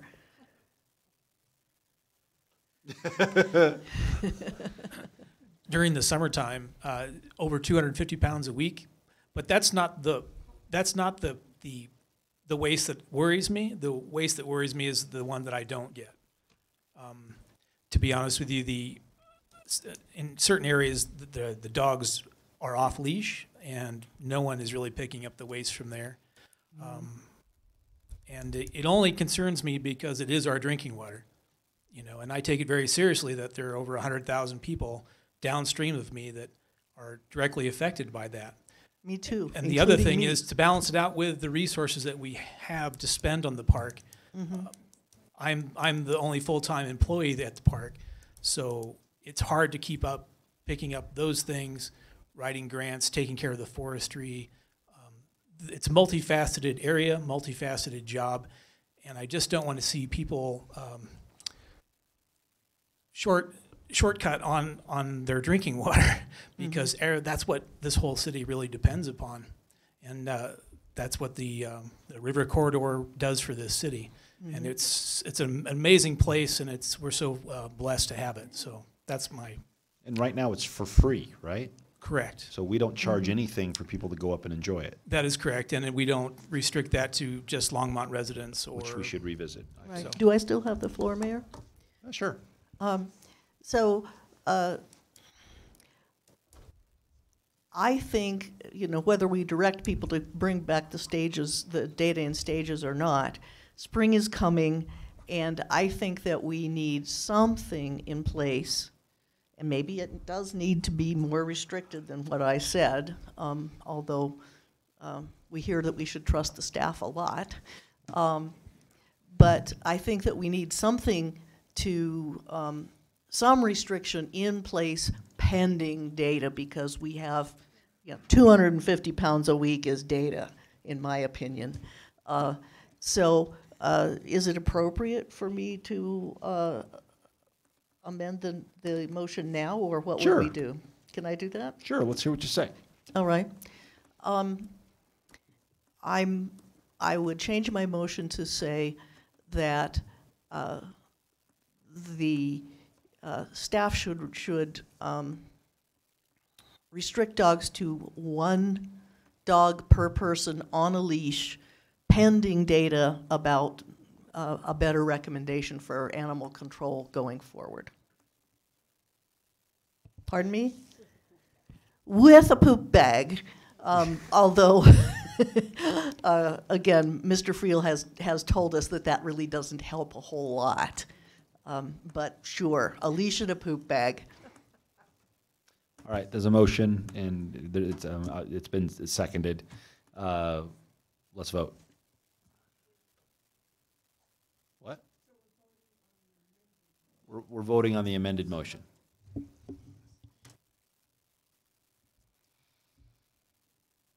All right, that passes 4-3 with council members Bagley, Peck, Martin, and Christensen for, and council members Rodriguez, Finley, and Waters against. And I would like to make a motion that in general, we direct staff to bring back, as they collect data at any time, any suggestions that you might have that we might put in place to protect our preserve, pending the outcome of our 2-year collection of data. Can I get back to Lucianne?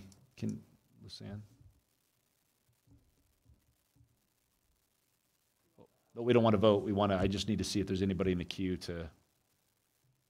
Okay, there's not, so let's vote.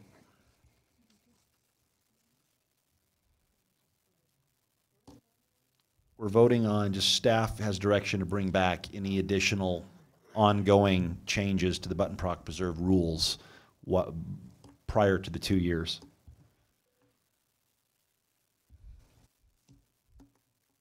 All right, that passes unanimously.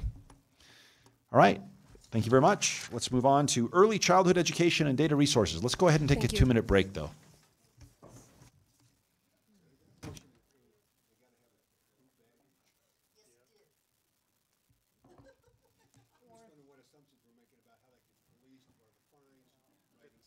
You got to bring it back.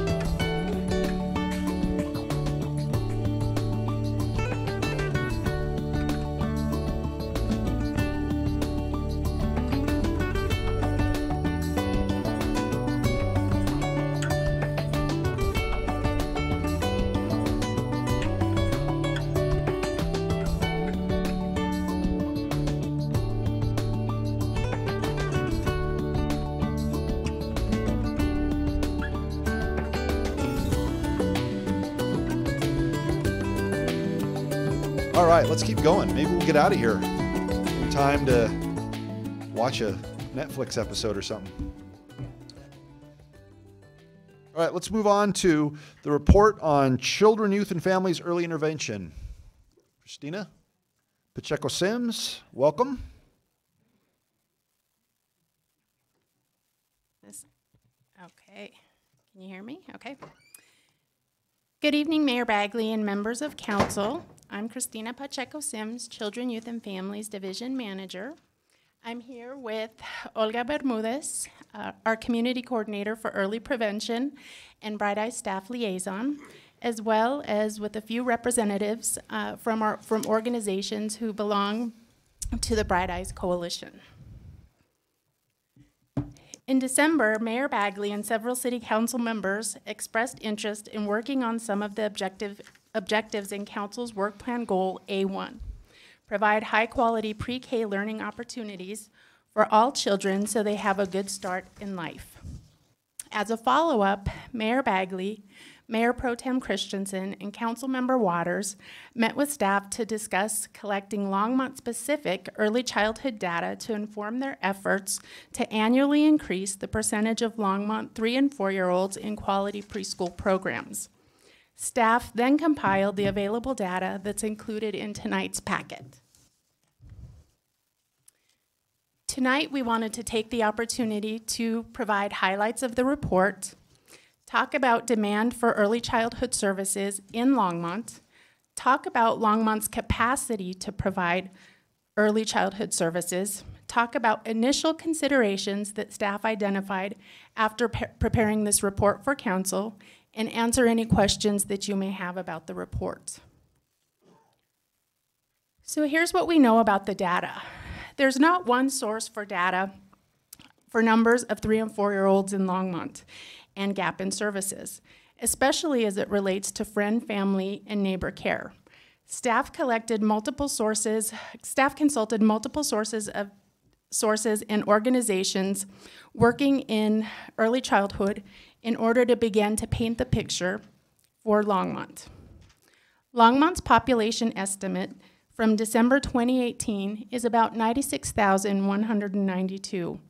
And we estimate that about 6.3% is under 5 years old. So that's about a little over 6,000 children. We also know that 1,244 Longmont 3- and 4-year-olds qualified for Medicaid in 2018. So Medicaid is calculated at 130% of federal poverty. So to kind of put that in perspective, that's $27,000 a year for a family of 3 and $32,500 a year for a family of 4. This is what we discovered about demand and capacity in Longmont. Wild Plum, Longmont's Head Start program, estimates that there's about 500 3- and 4-year-olds living in poverty and are not receiving some sort of preschool experience. We looked at several areas when we addressed capacity. Head Start serves low-income families, and they enroll at 100% of federal poverty level, but they can go to 130% if they've enrolled everybody on their wait list. Their enrollment for 3- and 4-year-olds is 155 slots. The Child Care Assistance Program, CCAP, is funded through the State Department of Human Services. We know that we have 99 child care providers in Longmont. This includes centers and home daycares. The total licensed capacity for Longmont providers is 5,036 children. 57 of those 99 providers take CCAP. 82 of those 99 providers are rated by Colorado Shines. 42 of the 82 providers are Colorado Shines rated and take CCAP. CCAP's goal in Boulder County is to have 75% of children in high quality care, and that's what Colorado Shines does. They rate childcare. In Longmont, we know that there's only 50% of children that are in high quality care. So we also know that we have 447 families in Longmont that are on CCAP currently. How many? 447. Staff has asked State Human Services for the numbers of 3 and 4-year-olds on the wait list for CCAP to add that information to our information on gaps as well. Can you repeat those numbers again, Sure. just briefly? I don't know. Would that be helpful? Do you want to know the childcare numbers, the ones numbers that of you went families? through, you said there's 5,036 children. There's 5,036 slots. That's our capacity slots in Longmont. The license capacity for Longmont providers is 5,036 children/slots.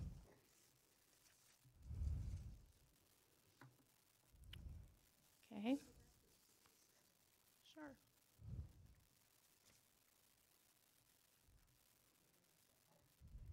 It wasn't. That's why I asked for it to be repeated. So there's 5,036 licensed children slots. Mhm. And when you say licensed, you mean preschool or daycare or both?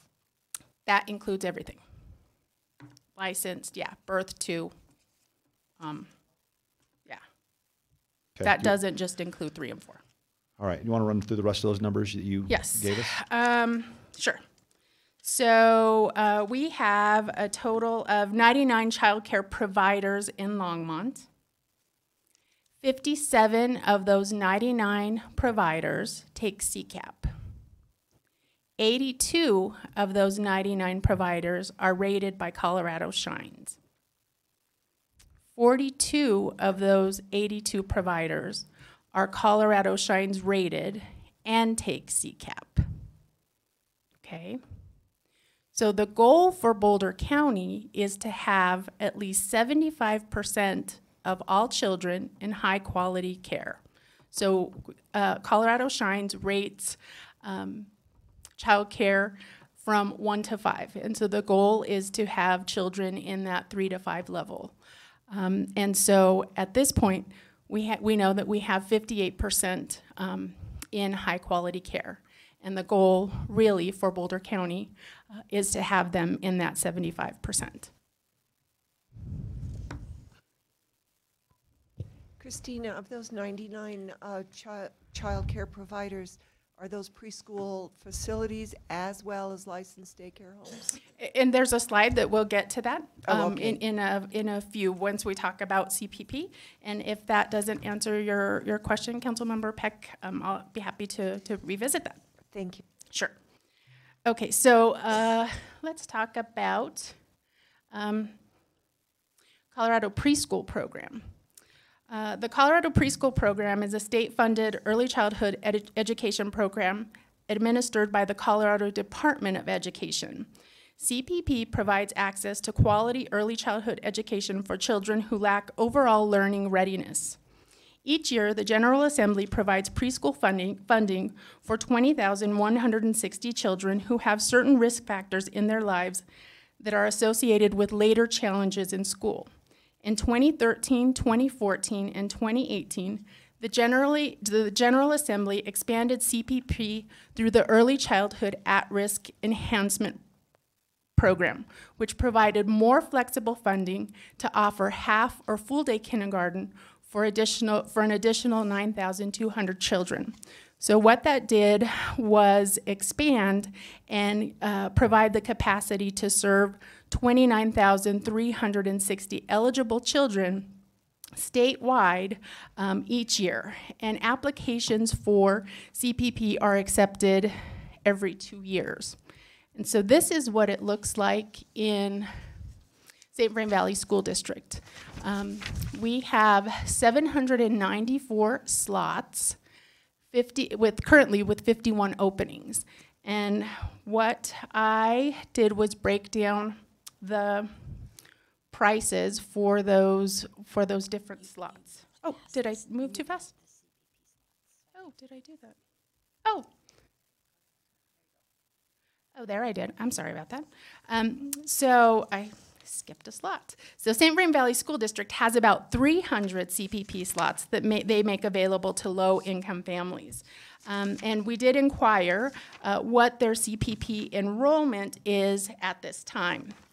Head Start has 58 CPP slots, and this is a correction in your report. I think we had 155, so it's actually 58 that Head Start has.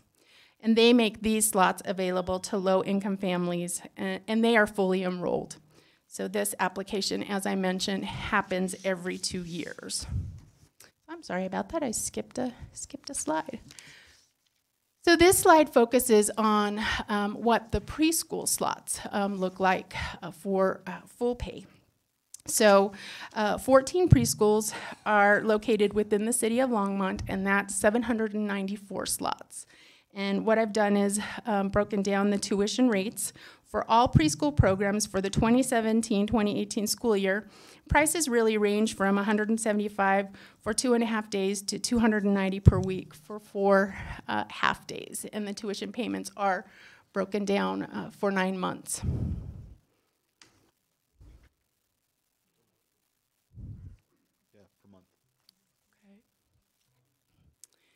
The Colorado Statewide Parent Coalition and PASO Providers Advancing School Outcomes program has been training and working with friend, family, and neighbor care providers since 2006. Currently, there are 20 FFN providers through PASO that serve infant through preschool in Longmont. Their program targets low-income Spanish-speaking families and unlicensed Spanish-speaking child care providers. Providers in this program participate in 120 hours of early childhood education training. 202 families have been interviewed by the program this school year alone. 85 have 3- and 4-year-olds. 66 of those children are in preschool, and 19 children are on wait lists or not enrolled.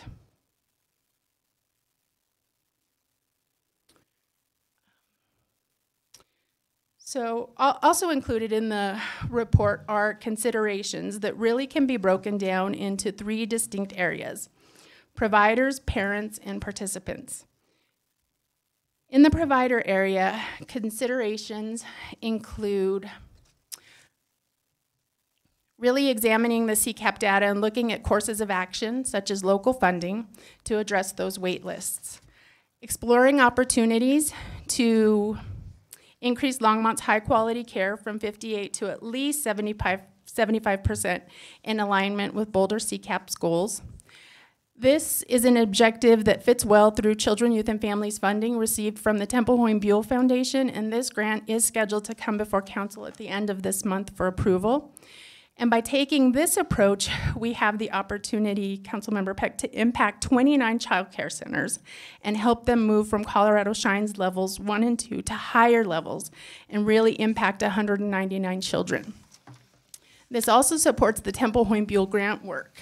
Staff has a meeting with Boulder County CCAP next Wednesday in order to begin plans about how we might go about completing this work. Finally, we have the opportunity to explore provider needs in a summit to generate tangible ideas from the providers themselves.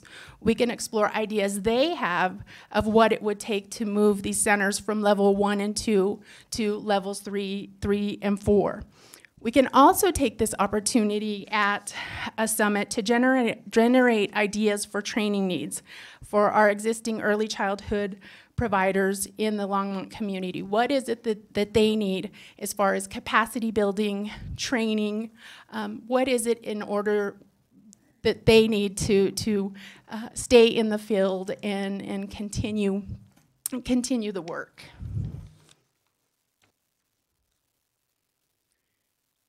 With parents, we can further collaborate on work with friend, family, neighbor care providers and organizations such as Colorado Statewide Parent Coalition and the PASO program in areas such as training, outreach, and local funding. We can build upon programs that we know work and have effective outcomes. We can utilize the nurturing parenting model to meet the needs and focus on parents as first teachers. Staff provided a presentation to council in November, and one of the areas we discussed is expanding the reach of this program with local funding. The focus of this could be on low-income English language learners and parents of young children. Utilizing this model gives us the opportunity to assist parents in teaching their children not only self-regulation, but leadership, and really begin that at a young age. For participants, we can explore scholarships for the 500 children living in poverty who do not have access to preschool experience. So this information wraps up the considerations and concludes the information that I have for tonight, and I'll do my best to answer any questions that council may have.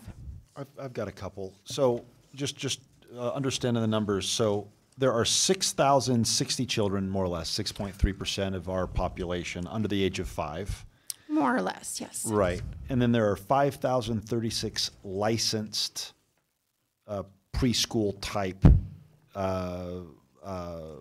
facilities or organizations, both FFN, Friends, Family, and Neighbors, all the way to the more organized traditional preschool / daycare.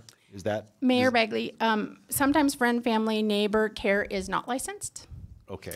The 5,036 is a number that we received from CCAP, and they look at their numbers, I believe, every 2 weeks.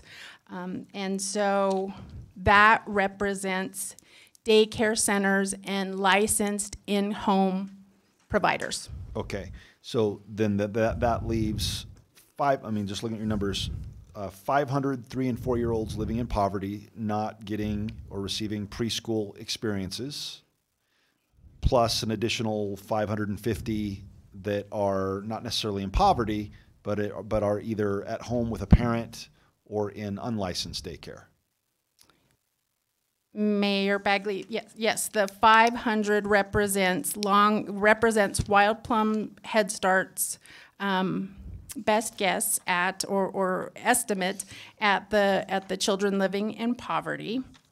And the second number that you asked about was so I'm just looking at the gap between 6,060 children and then 5,036 children in licensed daycare slots. But is that number for 5 years old and younger, or is that for all kids? The 6,060, Mayor Bagley, is for all children under 5. And that represents all children, whether they're living in poverty or not. That's just a percentage of under 5. But I'm talking about the 5,036 licensed slots. Is that just preschool age children? Yes. Okay. And then so my question is, the 500 children that are in poverty, not getting preschool experiences, there's a gap. That takes us up to 5,536, meaning if we had licensed facilities that could take them. But there's a gap between 5,536 and 6,060. So my question is, what is the difference between 5,536 and that 6,060? Is that because kids are, I know, thank you, Councilmember Finley, I know the difference mathematically, but what does the mathematical difference represent? Are these kids that we need to be focused on, or is the real number 500? Mayor Bagley, I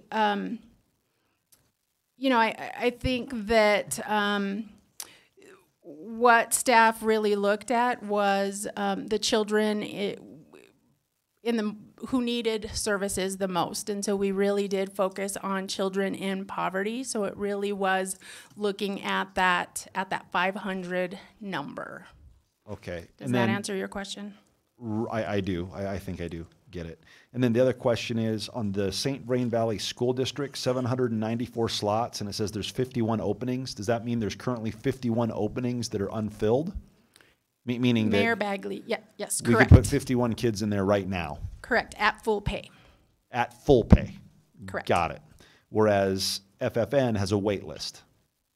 FFN, Mayor Bagley, is Friend, Family, Neighbor care, and so we don't really have a way of looking at whether there's a wait list or not. So why do we have 19 on wait lists then, if we don't know? 19 on wait lists for preschools.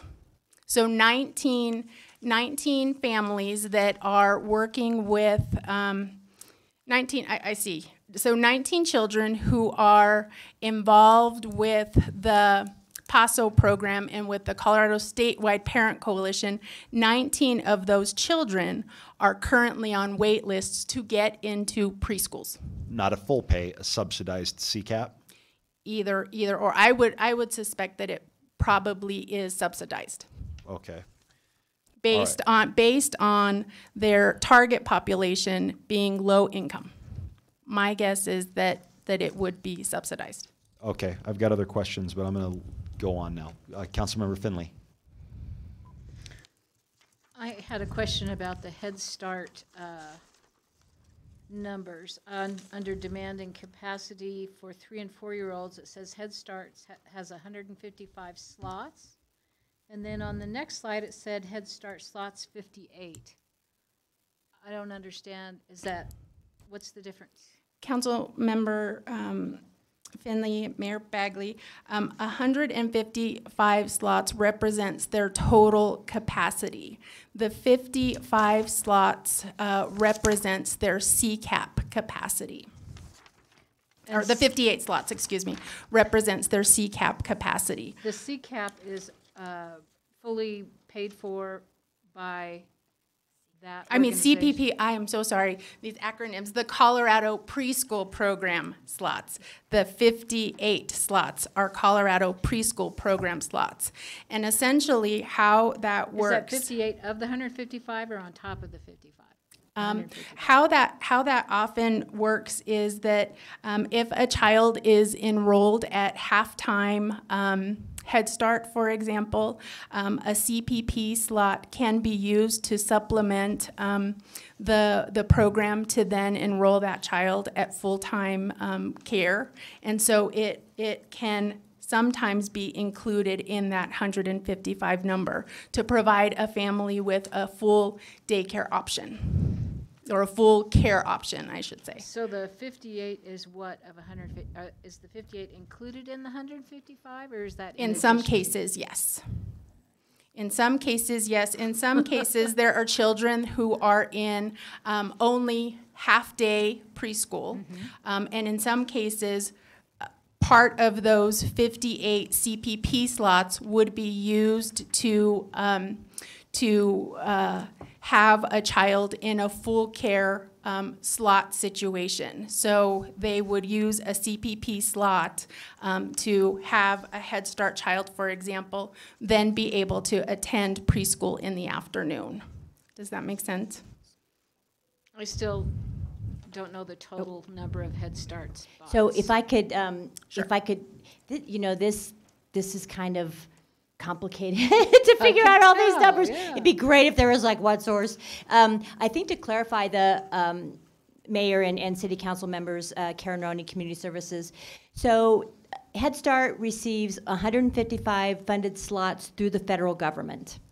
And so and then as Christina mentioned, out of the Colorado preschool slots, the St. Vrain Valley School District allocates 58, right? Is that right? Yes, 58 of those slots to Head Start. And so what Head Start does is it uses those funds so City of Longmont also invests some dollars into Head Start and some other funding sources like Boulder County. So while Plum and Head Start is able to, in addition to those 155, they're able to actually serve more preschool students with the braided funding from CPP, City of Longmont, and a couple of other sources. So we have been able to, like at the Meeker Neighborhood Center, you know, the City of Longmont has, you know, remodeled the Meeker Center for Wild Plum, and we were able to offer 4 more classrooms for Head Start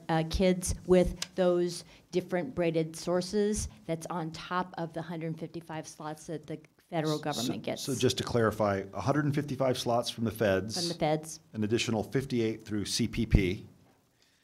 And remember, and Mayor, that those are, you know, the CPP are those 2.5 hours. Those are half-day slots. So that's where the braided funding comes in from other sources. So you can't add them together.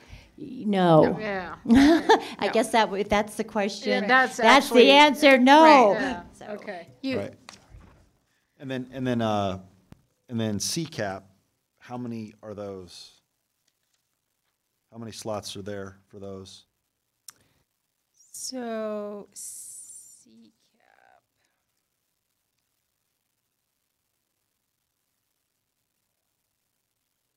So let me look at my data again.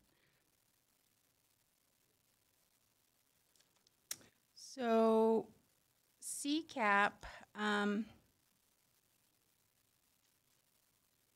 that is part of the data that we want to get from State Human Services, just as far as, you know, how many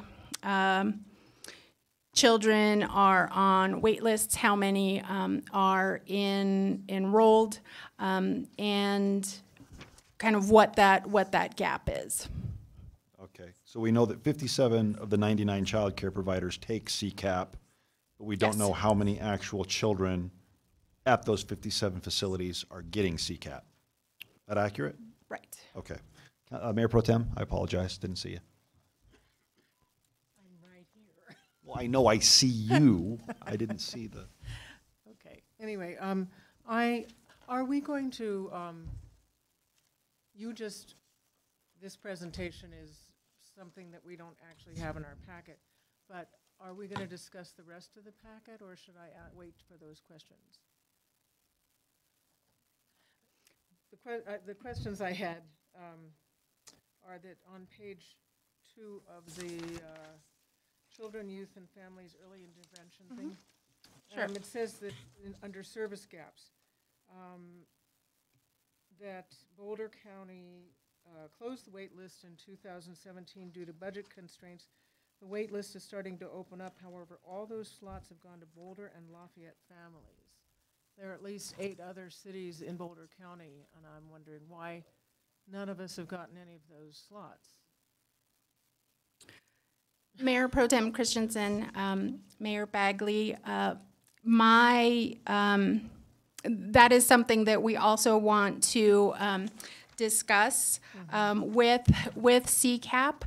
When you look at the breakdown of the total number of CCAP cases in Boulder County, and that's towards the end, page 4, that's the second larger bullet. In Boulder County, there's 875 cases in Boulder County, and Longmont represents 51%.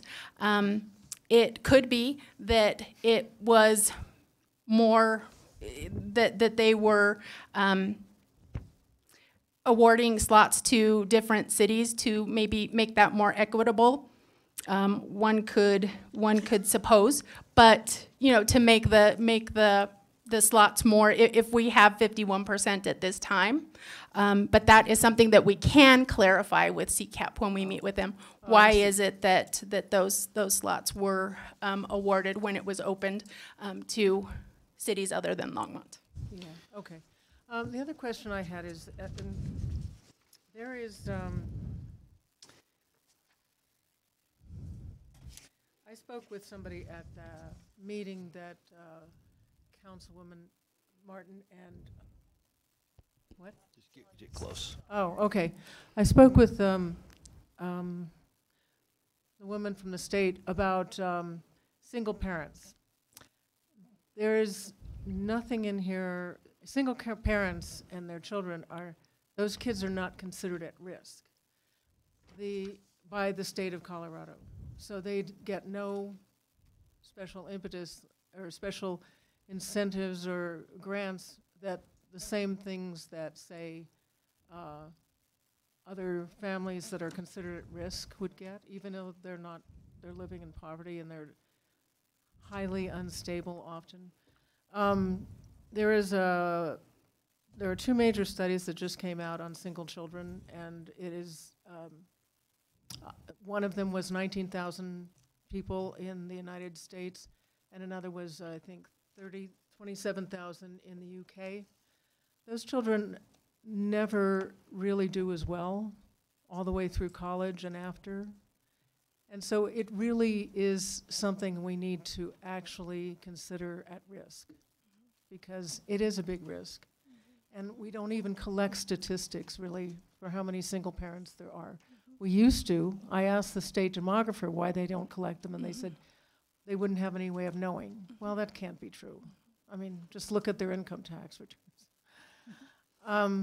I just think it's something we should consider, because on the slides that you presented, we have full care, or we have 4 days of half-day preschool.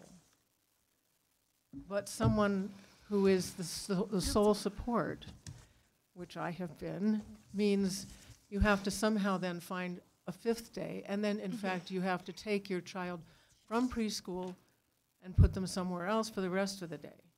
And you're already paying $290, or a total of $12,000 a year. Correct. No, yeah, something like that. 12,000 to 9,000 or $10,000 a year out of your, 23,088 is minimum wage before taxes. After taxes, that would be 1,730. So you're already paying 3/4 of your, it's Right. it's impossible. And then to try and put another thing on top of it. The magnitude of this problem for certain segments of the population is just, it's catastrophic. That's why people don't put their child in daycare or in preschool or in licensed daycare, because they just need somebody who will actually take care of their child. That's why I really value what you're doing with PASOS and other things that educate people who are friends and family, but who want to be educated on how to give these kids a really quality experience. Even though they're not maybe licensed yet, they can become licensed. So I think that's a very, very good thing for us to not forget. There has to be a way for people who are working parents and who have, say, off hours things too, as you did mention in this report. Those people have nowhere to go. There aren't any daycare centers from 6 o'clock at night until 2 in the morning. And anyway, thank you. This is a very, very good report. Thanks. Dr. Waters? Thanks, Mayor Bagley. I appreciate your work on this as well. I need to get my head wrapped around kind of what our bottom lines are, because it's not simple, I get it.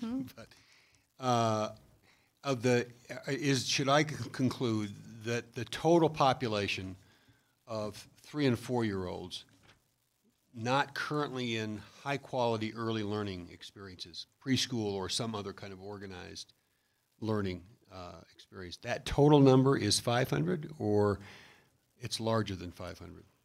Mayor Bagley, Councilmember Waters, it's approximately 500 children in poverty, right? Of 3 and 4-year-olds. So I was trying to get, like, what's the scope of the big number? Within the big number, we've got 500 kids who are least, whose families fall into a financial strata where they're unable to afford that. So we get an idea how to set those priorities. But what's the scope of the big problem? This is a target population of 500. And then, so all of those families are qualify for Head Start, or within or Medicaid, or within below the poverty level. Is that the case?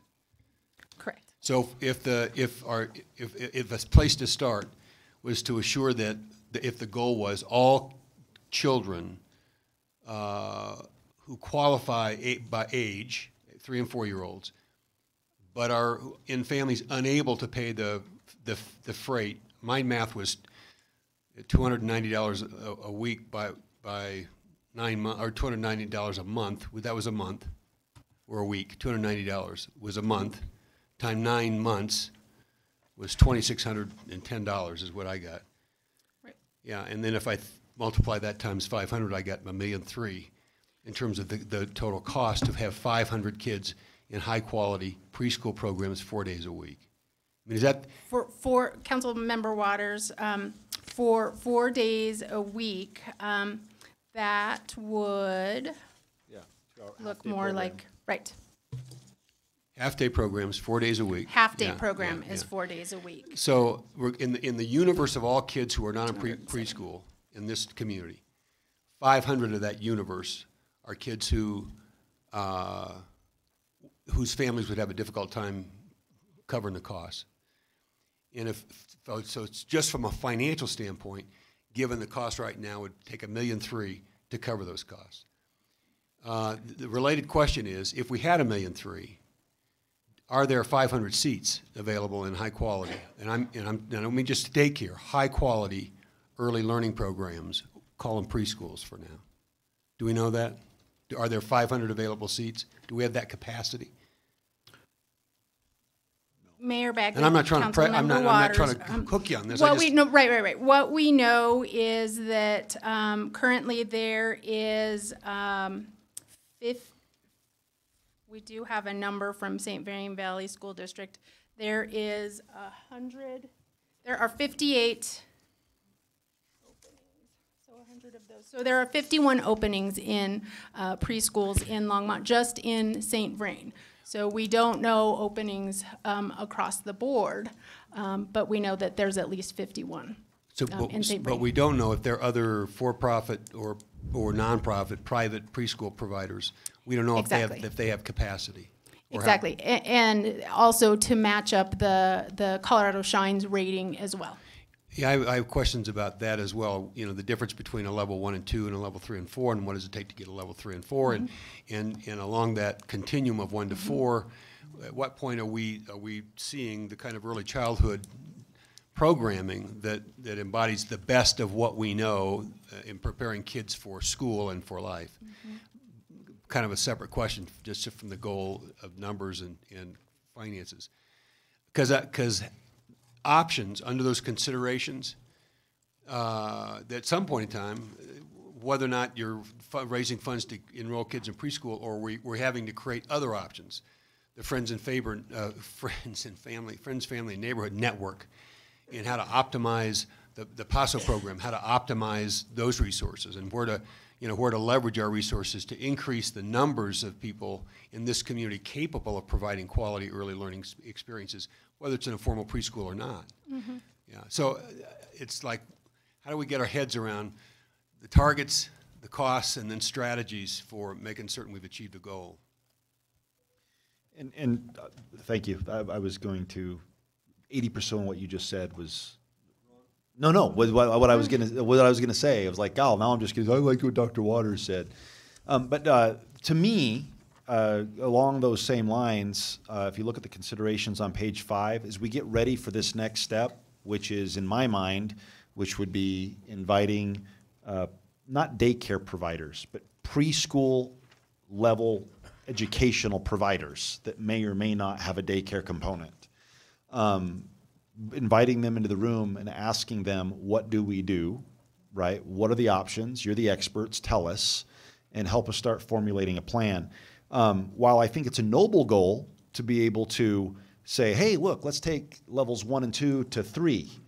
That is a number that we can all congratulate and raise champagne and say, we did it, but it's really not changing anything. Meaning just because someone is graded a 2 and then the next day they're graded a 3 doesn't necessarily translate into the type of outcome, at least I envision. And in my mind, as I'm sitting here thinking, well, what do we do as a council to accomplish our goal, or at least start making headway on the goal? I would not, like, for example, increase Longmont's high quality care from 58% to 78%. I think we should do that, but I also think that that is an artificial victory, because my definition is the most important number I heard in all this was there are 500 children aged 3 and 4 that literally have no preschool experience. And so I think our goal that's digestible, right, so that it's not out there in the ether and, we want to be the best, so we can get our hands on it. I mean, I personally think we should say, how do we find the 500? How do we provide high quality preschool education?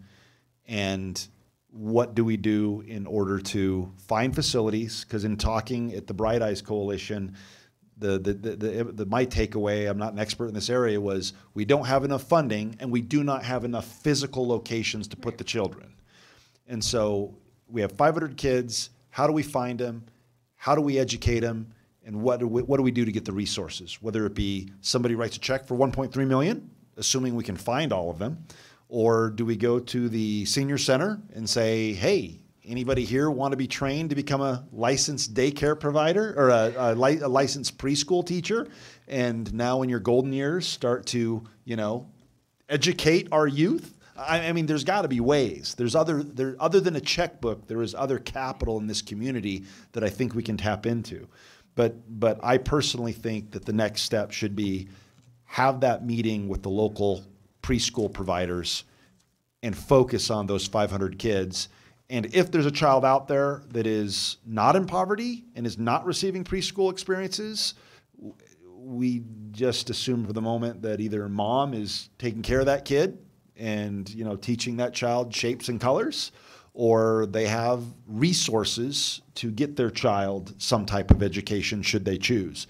But it's the 500 here that I think in 40 years, they're going to be the homeless individuals. They're going to be the people, on minimum wage, not knowing how to get out of the poverty cycle. They're going to be the ones who are, the people that right now that Karen Roney and Chief Butler are interacting with on a daily basis. So I think we start there. That would be a digestible or tangible goal for me. That's what I think. Mayor Pro Tem? I do agree. I think we need a digestible goal for this city council to do this year that we can actually see some progress in. And I think there are plenty of community resources. I'm not sure I want to take on 3-year-olds, but I got this, Mayor Pro Tem. This is my. Yeah, I got this. I do want to point out, though, that in our packet we have. This is a wonderful time, as I said at the retreat, because we have a governor who's very, very interested in this and has been his whole life, and actually has an educational resource on the web, and is very passionate about full-day kindergarten, which is, if we get kids into preschool and then they've got a half day of kindergarten, that's not too helpful either. So on a statewide basis, we need to all urge everybody that we know to call their representatives and tell them how important it is. It's not just the governor's initiatives that we have here and the current legislation that we have. Part of the problem is also not just that we don't have the building space, but we don't have the teachers, because it is very, very difficult to deal with 3-year-olds.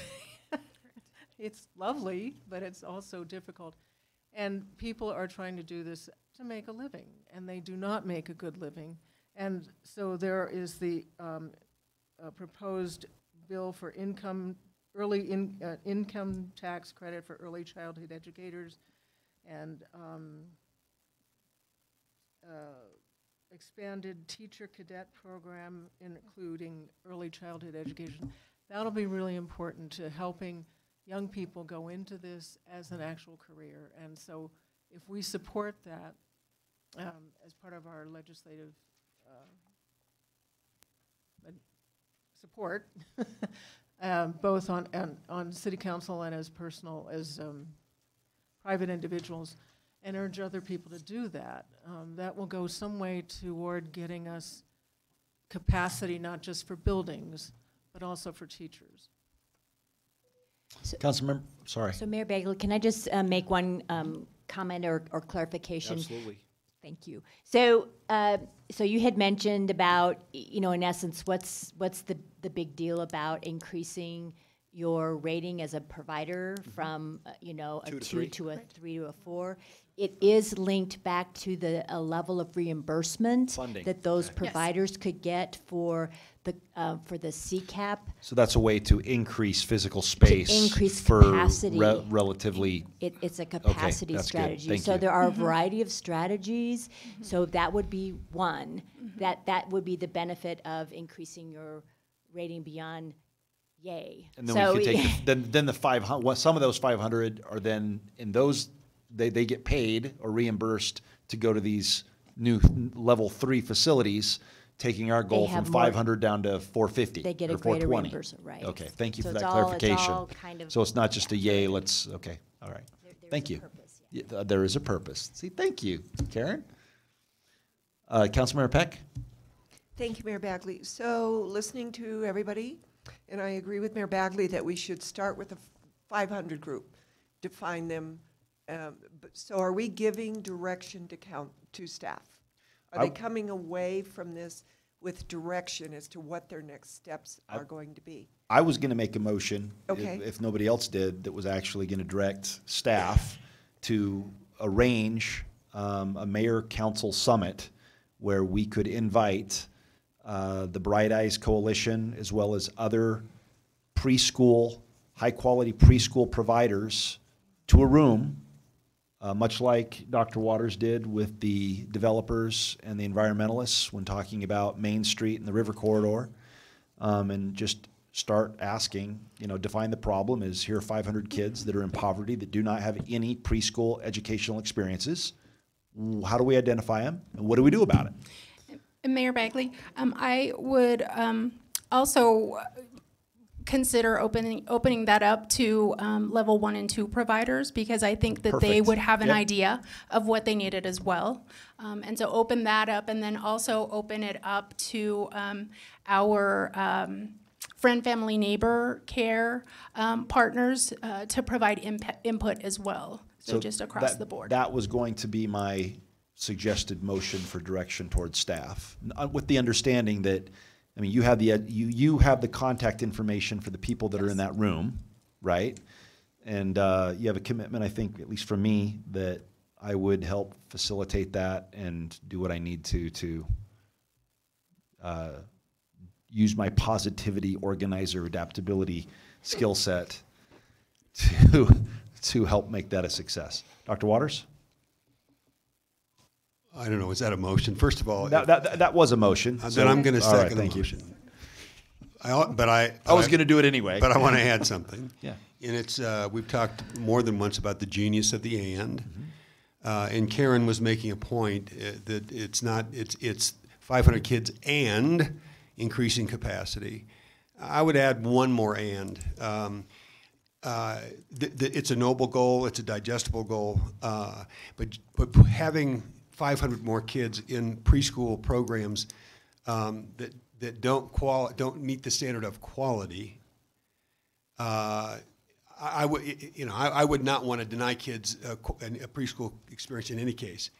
But we're going to miss a huge opportunity if in this summit, at some point or along a continuum here of progress, we don't get clear and expect that providers are as clear or make us clear on what they think the standards to be for high quality early learning, right? And there's enough research here for us and for them to be really clear on what should define or what should be embedded, the kind of curriculum, right? And I know that the research is embedded in curricula. I just want to make certain that moving forward, it's just not in any preschool slot. If we can avoid just any preschool slot, it's 500 kids in high-quality experiences, which will be a game changer for those kids. And so going to your comment, when we met with the Bright Eyes Coalition, the question came up, and they actually had a slide as to, well, what do you call high-quality preschool, right?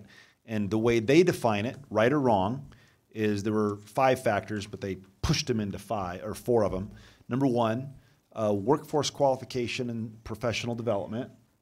In other words, helping your teachers become better instructors. 2, family partnerships to provide that education. 3, the overall quality of the learning environment that is made available to the children. And then the leadership, management, and administration of whatever the curriculum and facility is. So I don't know if that's that is our definition. But Here's the that's power- the Colorado. That's the Colorado Department of Here's the Education. genius of the end. Yeah. And if you then push or unpack whatever they're doing with curricula, there's some things we should expect to see, and I'll just stop at that. I mean, Agreed. there's no secret about what those things are. Agreed. Mayor Pro Tem.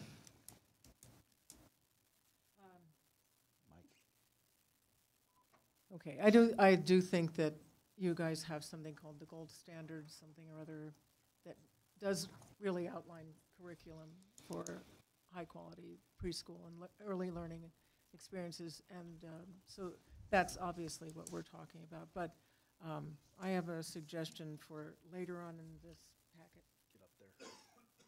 No. What I mean is turn on the mic, but speak really up loud. So, John, is that it? That's all you wanted to say? I'll wait until this is later on. Okay, all right. So we have a motion on the floor that's been seconded by everybody. But let's vote anyway.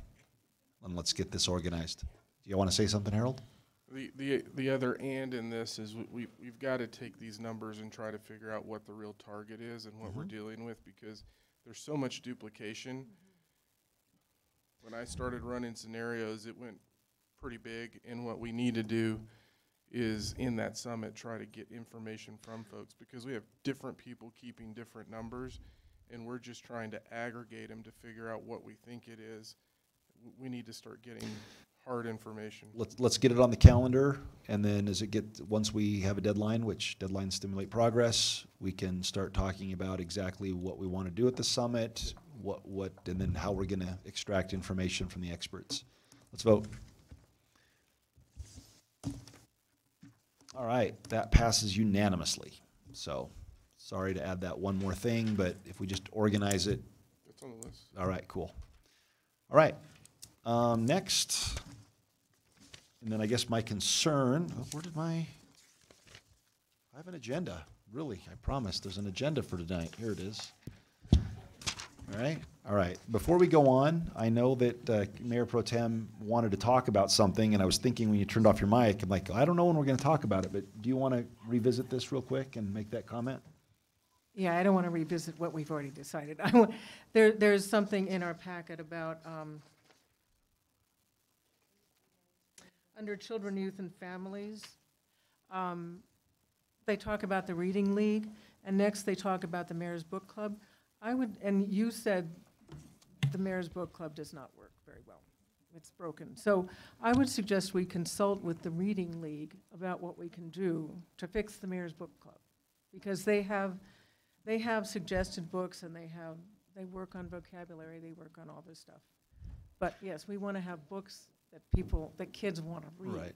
I think that Olga and Karen are on top of tweaking Mayor's Book Club, but I think that's a great resource. So we'll just stay tuned for awesomeness, awesome ideas from Karen and Olga. All right, cool. Thank you very much, Christina.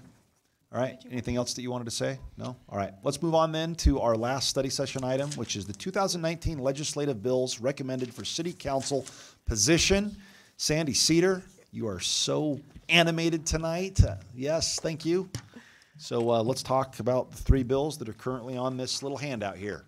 Great, Mayor Bagley and members of council, Sandy Cedar, Assistant City Manager. There are three bills in front of you recommended for council position. I would like to remind you this is a study session, so if you'd like to take official position on these, you first need to suspend the rules of procedure to be able to take official action on them. The first one, 1086, plumbing inspections. Essentially right now we have qualified ICC inspectors that do these kinds of inspections, and what the state is proposing is that we have to have journeyman plumbers to do plumbing inspections. That's a lot of extra, we think, unnecessary training that needs to happen and would actually change the way the employment works for these kinds of positions. So we are opposing this as an unfunded mandate. The next one, House Bill 1137, about the teacher cadet program, really does speak to just what you were talking about. So this allows for high schoolers who are in that cadet program to also specialize in early care and education, and not just K through 12 education. So that supports your work plan, as you just explained. With all the early care pieces, the need for those teachers is really important, and this opens that up for those high schoolers. The next one, Senate Bill 19101, prerequisites for constructions of managed lanes. What this does is this prohibits the Department of Transportation, CDOT, from constructing and designing these managed lanes. They already have an awful lot of regulation around those. As you know, the only way we're going to get some transportation is if we are able to use managed lanes in the right way, and so putting additional restrictions on it does not help our transportation situation. Since that's a council work plan item, we would suggest that you oppose Senate Bill 19101. I don't remember the exact council rule of procedure, but I actually moved that we suspend the specific rule of procedure that states that we cannot vote on, I guess we already have this evening, but yeah, we should have done that before, but we did it anyway, that prohibits us from voting but for regular session. All right, it's been moved and seconded. Let's vote. Councilmember Peck, I'm assuming you didn't want to argue about that? Okay. All right. Sure they are. Mayor Bagley, I believe you were giving direction. This one is an official Yeah, position. this is an official and there's position where the difference. others are just directing staff. Very, very big difference, Dr. Waters. All right, that passes unanimously. Do we have a motion? I'm sorry, Lucianne, can we get the, all right, Mayor Pro Tem prerogative. I move we approve these three. I would also suggest that if we look at page 47 of our packet, there are three additional bills that have to do with early childhood education that might be good to add on, if not this week, next week. Okay. So the motion is that we accept staff's recommendation for each of these bills. Okay? All right, that's been seconded a couple times. Let's go ahead and vote. All right, that passes unanimously. Thanks, Mayor. Ms. Cedar, you were so effective and efficient. If only the other assistant city manager could do that. Hi, Sean. Welcome to the meeting. All right. Just kidding, Sean. All right. Let's go on to mayor and council comments. Councilmember Finley. Thank you, Mayor Bagley. I should have said this when our Veterans Community Project people were here. There are several ways the community can donate to our Veterans Village. One is to go to the veteranscommunityproject.org. You can donate directly there. Any money that comes from these zip codes around here or from Colorado goes to this project. You can also donate at longmontcommunityfoundation.org. They have a drop-down where you can pick Veterans Village and you can donate there. But it's a great project. I encourage everyone to donate. Dr. Waters? Thanks, Mayor Bagley. Just following on the theme, Councilmember Finley, Chris Stout, and Kevin Molsheim, one of the developers involved, and has been a champion and really a driver of our thinking, a thought leader with respect to the Veterans Village. Has worked with Harold and really has been the tip of the spear here. The three of them are going to be part of a podcast interviewed to be hosted by the Longmont Observer. I know that's going to happen tomorrow. And there is a whole backstory on this, and you get a chance to tell that backstory with Chris and with Kevin. And I think it's an important story to tell in this community, so people understand, more about the background, where it's come from, where it's going, and what the implications are in the long run for the community and our veterans. So I'm just putting in a plug that people pay attention. It's coming, and I'm certain it's going to be a scintillating conversation and informative. All right. City Manager, any remarks? No comments, Mayor, Council. City Attorney, any remarks? No comments, Mayor. All right, then we're adjourned.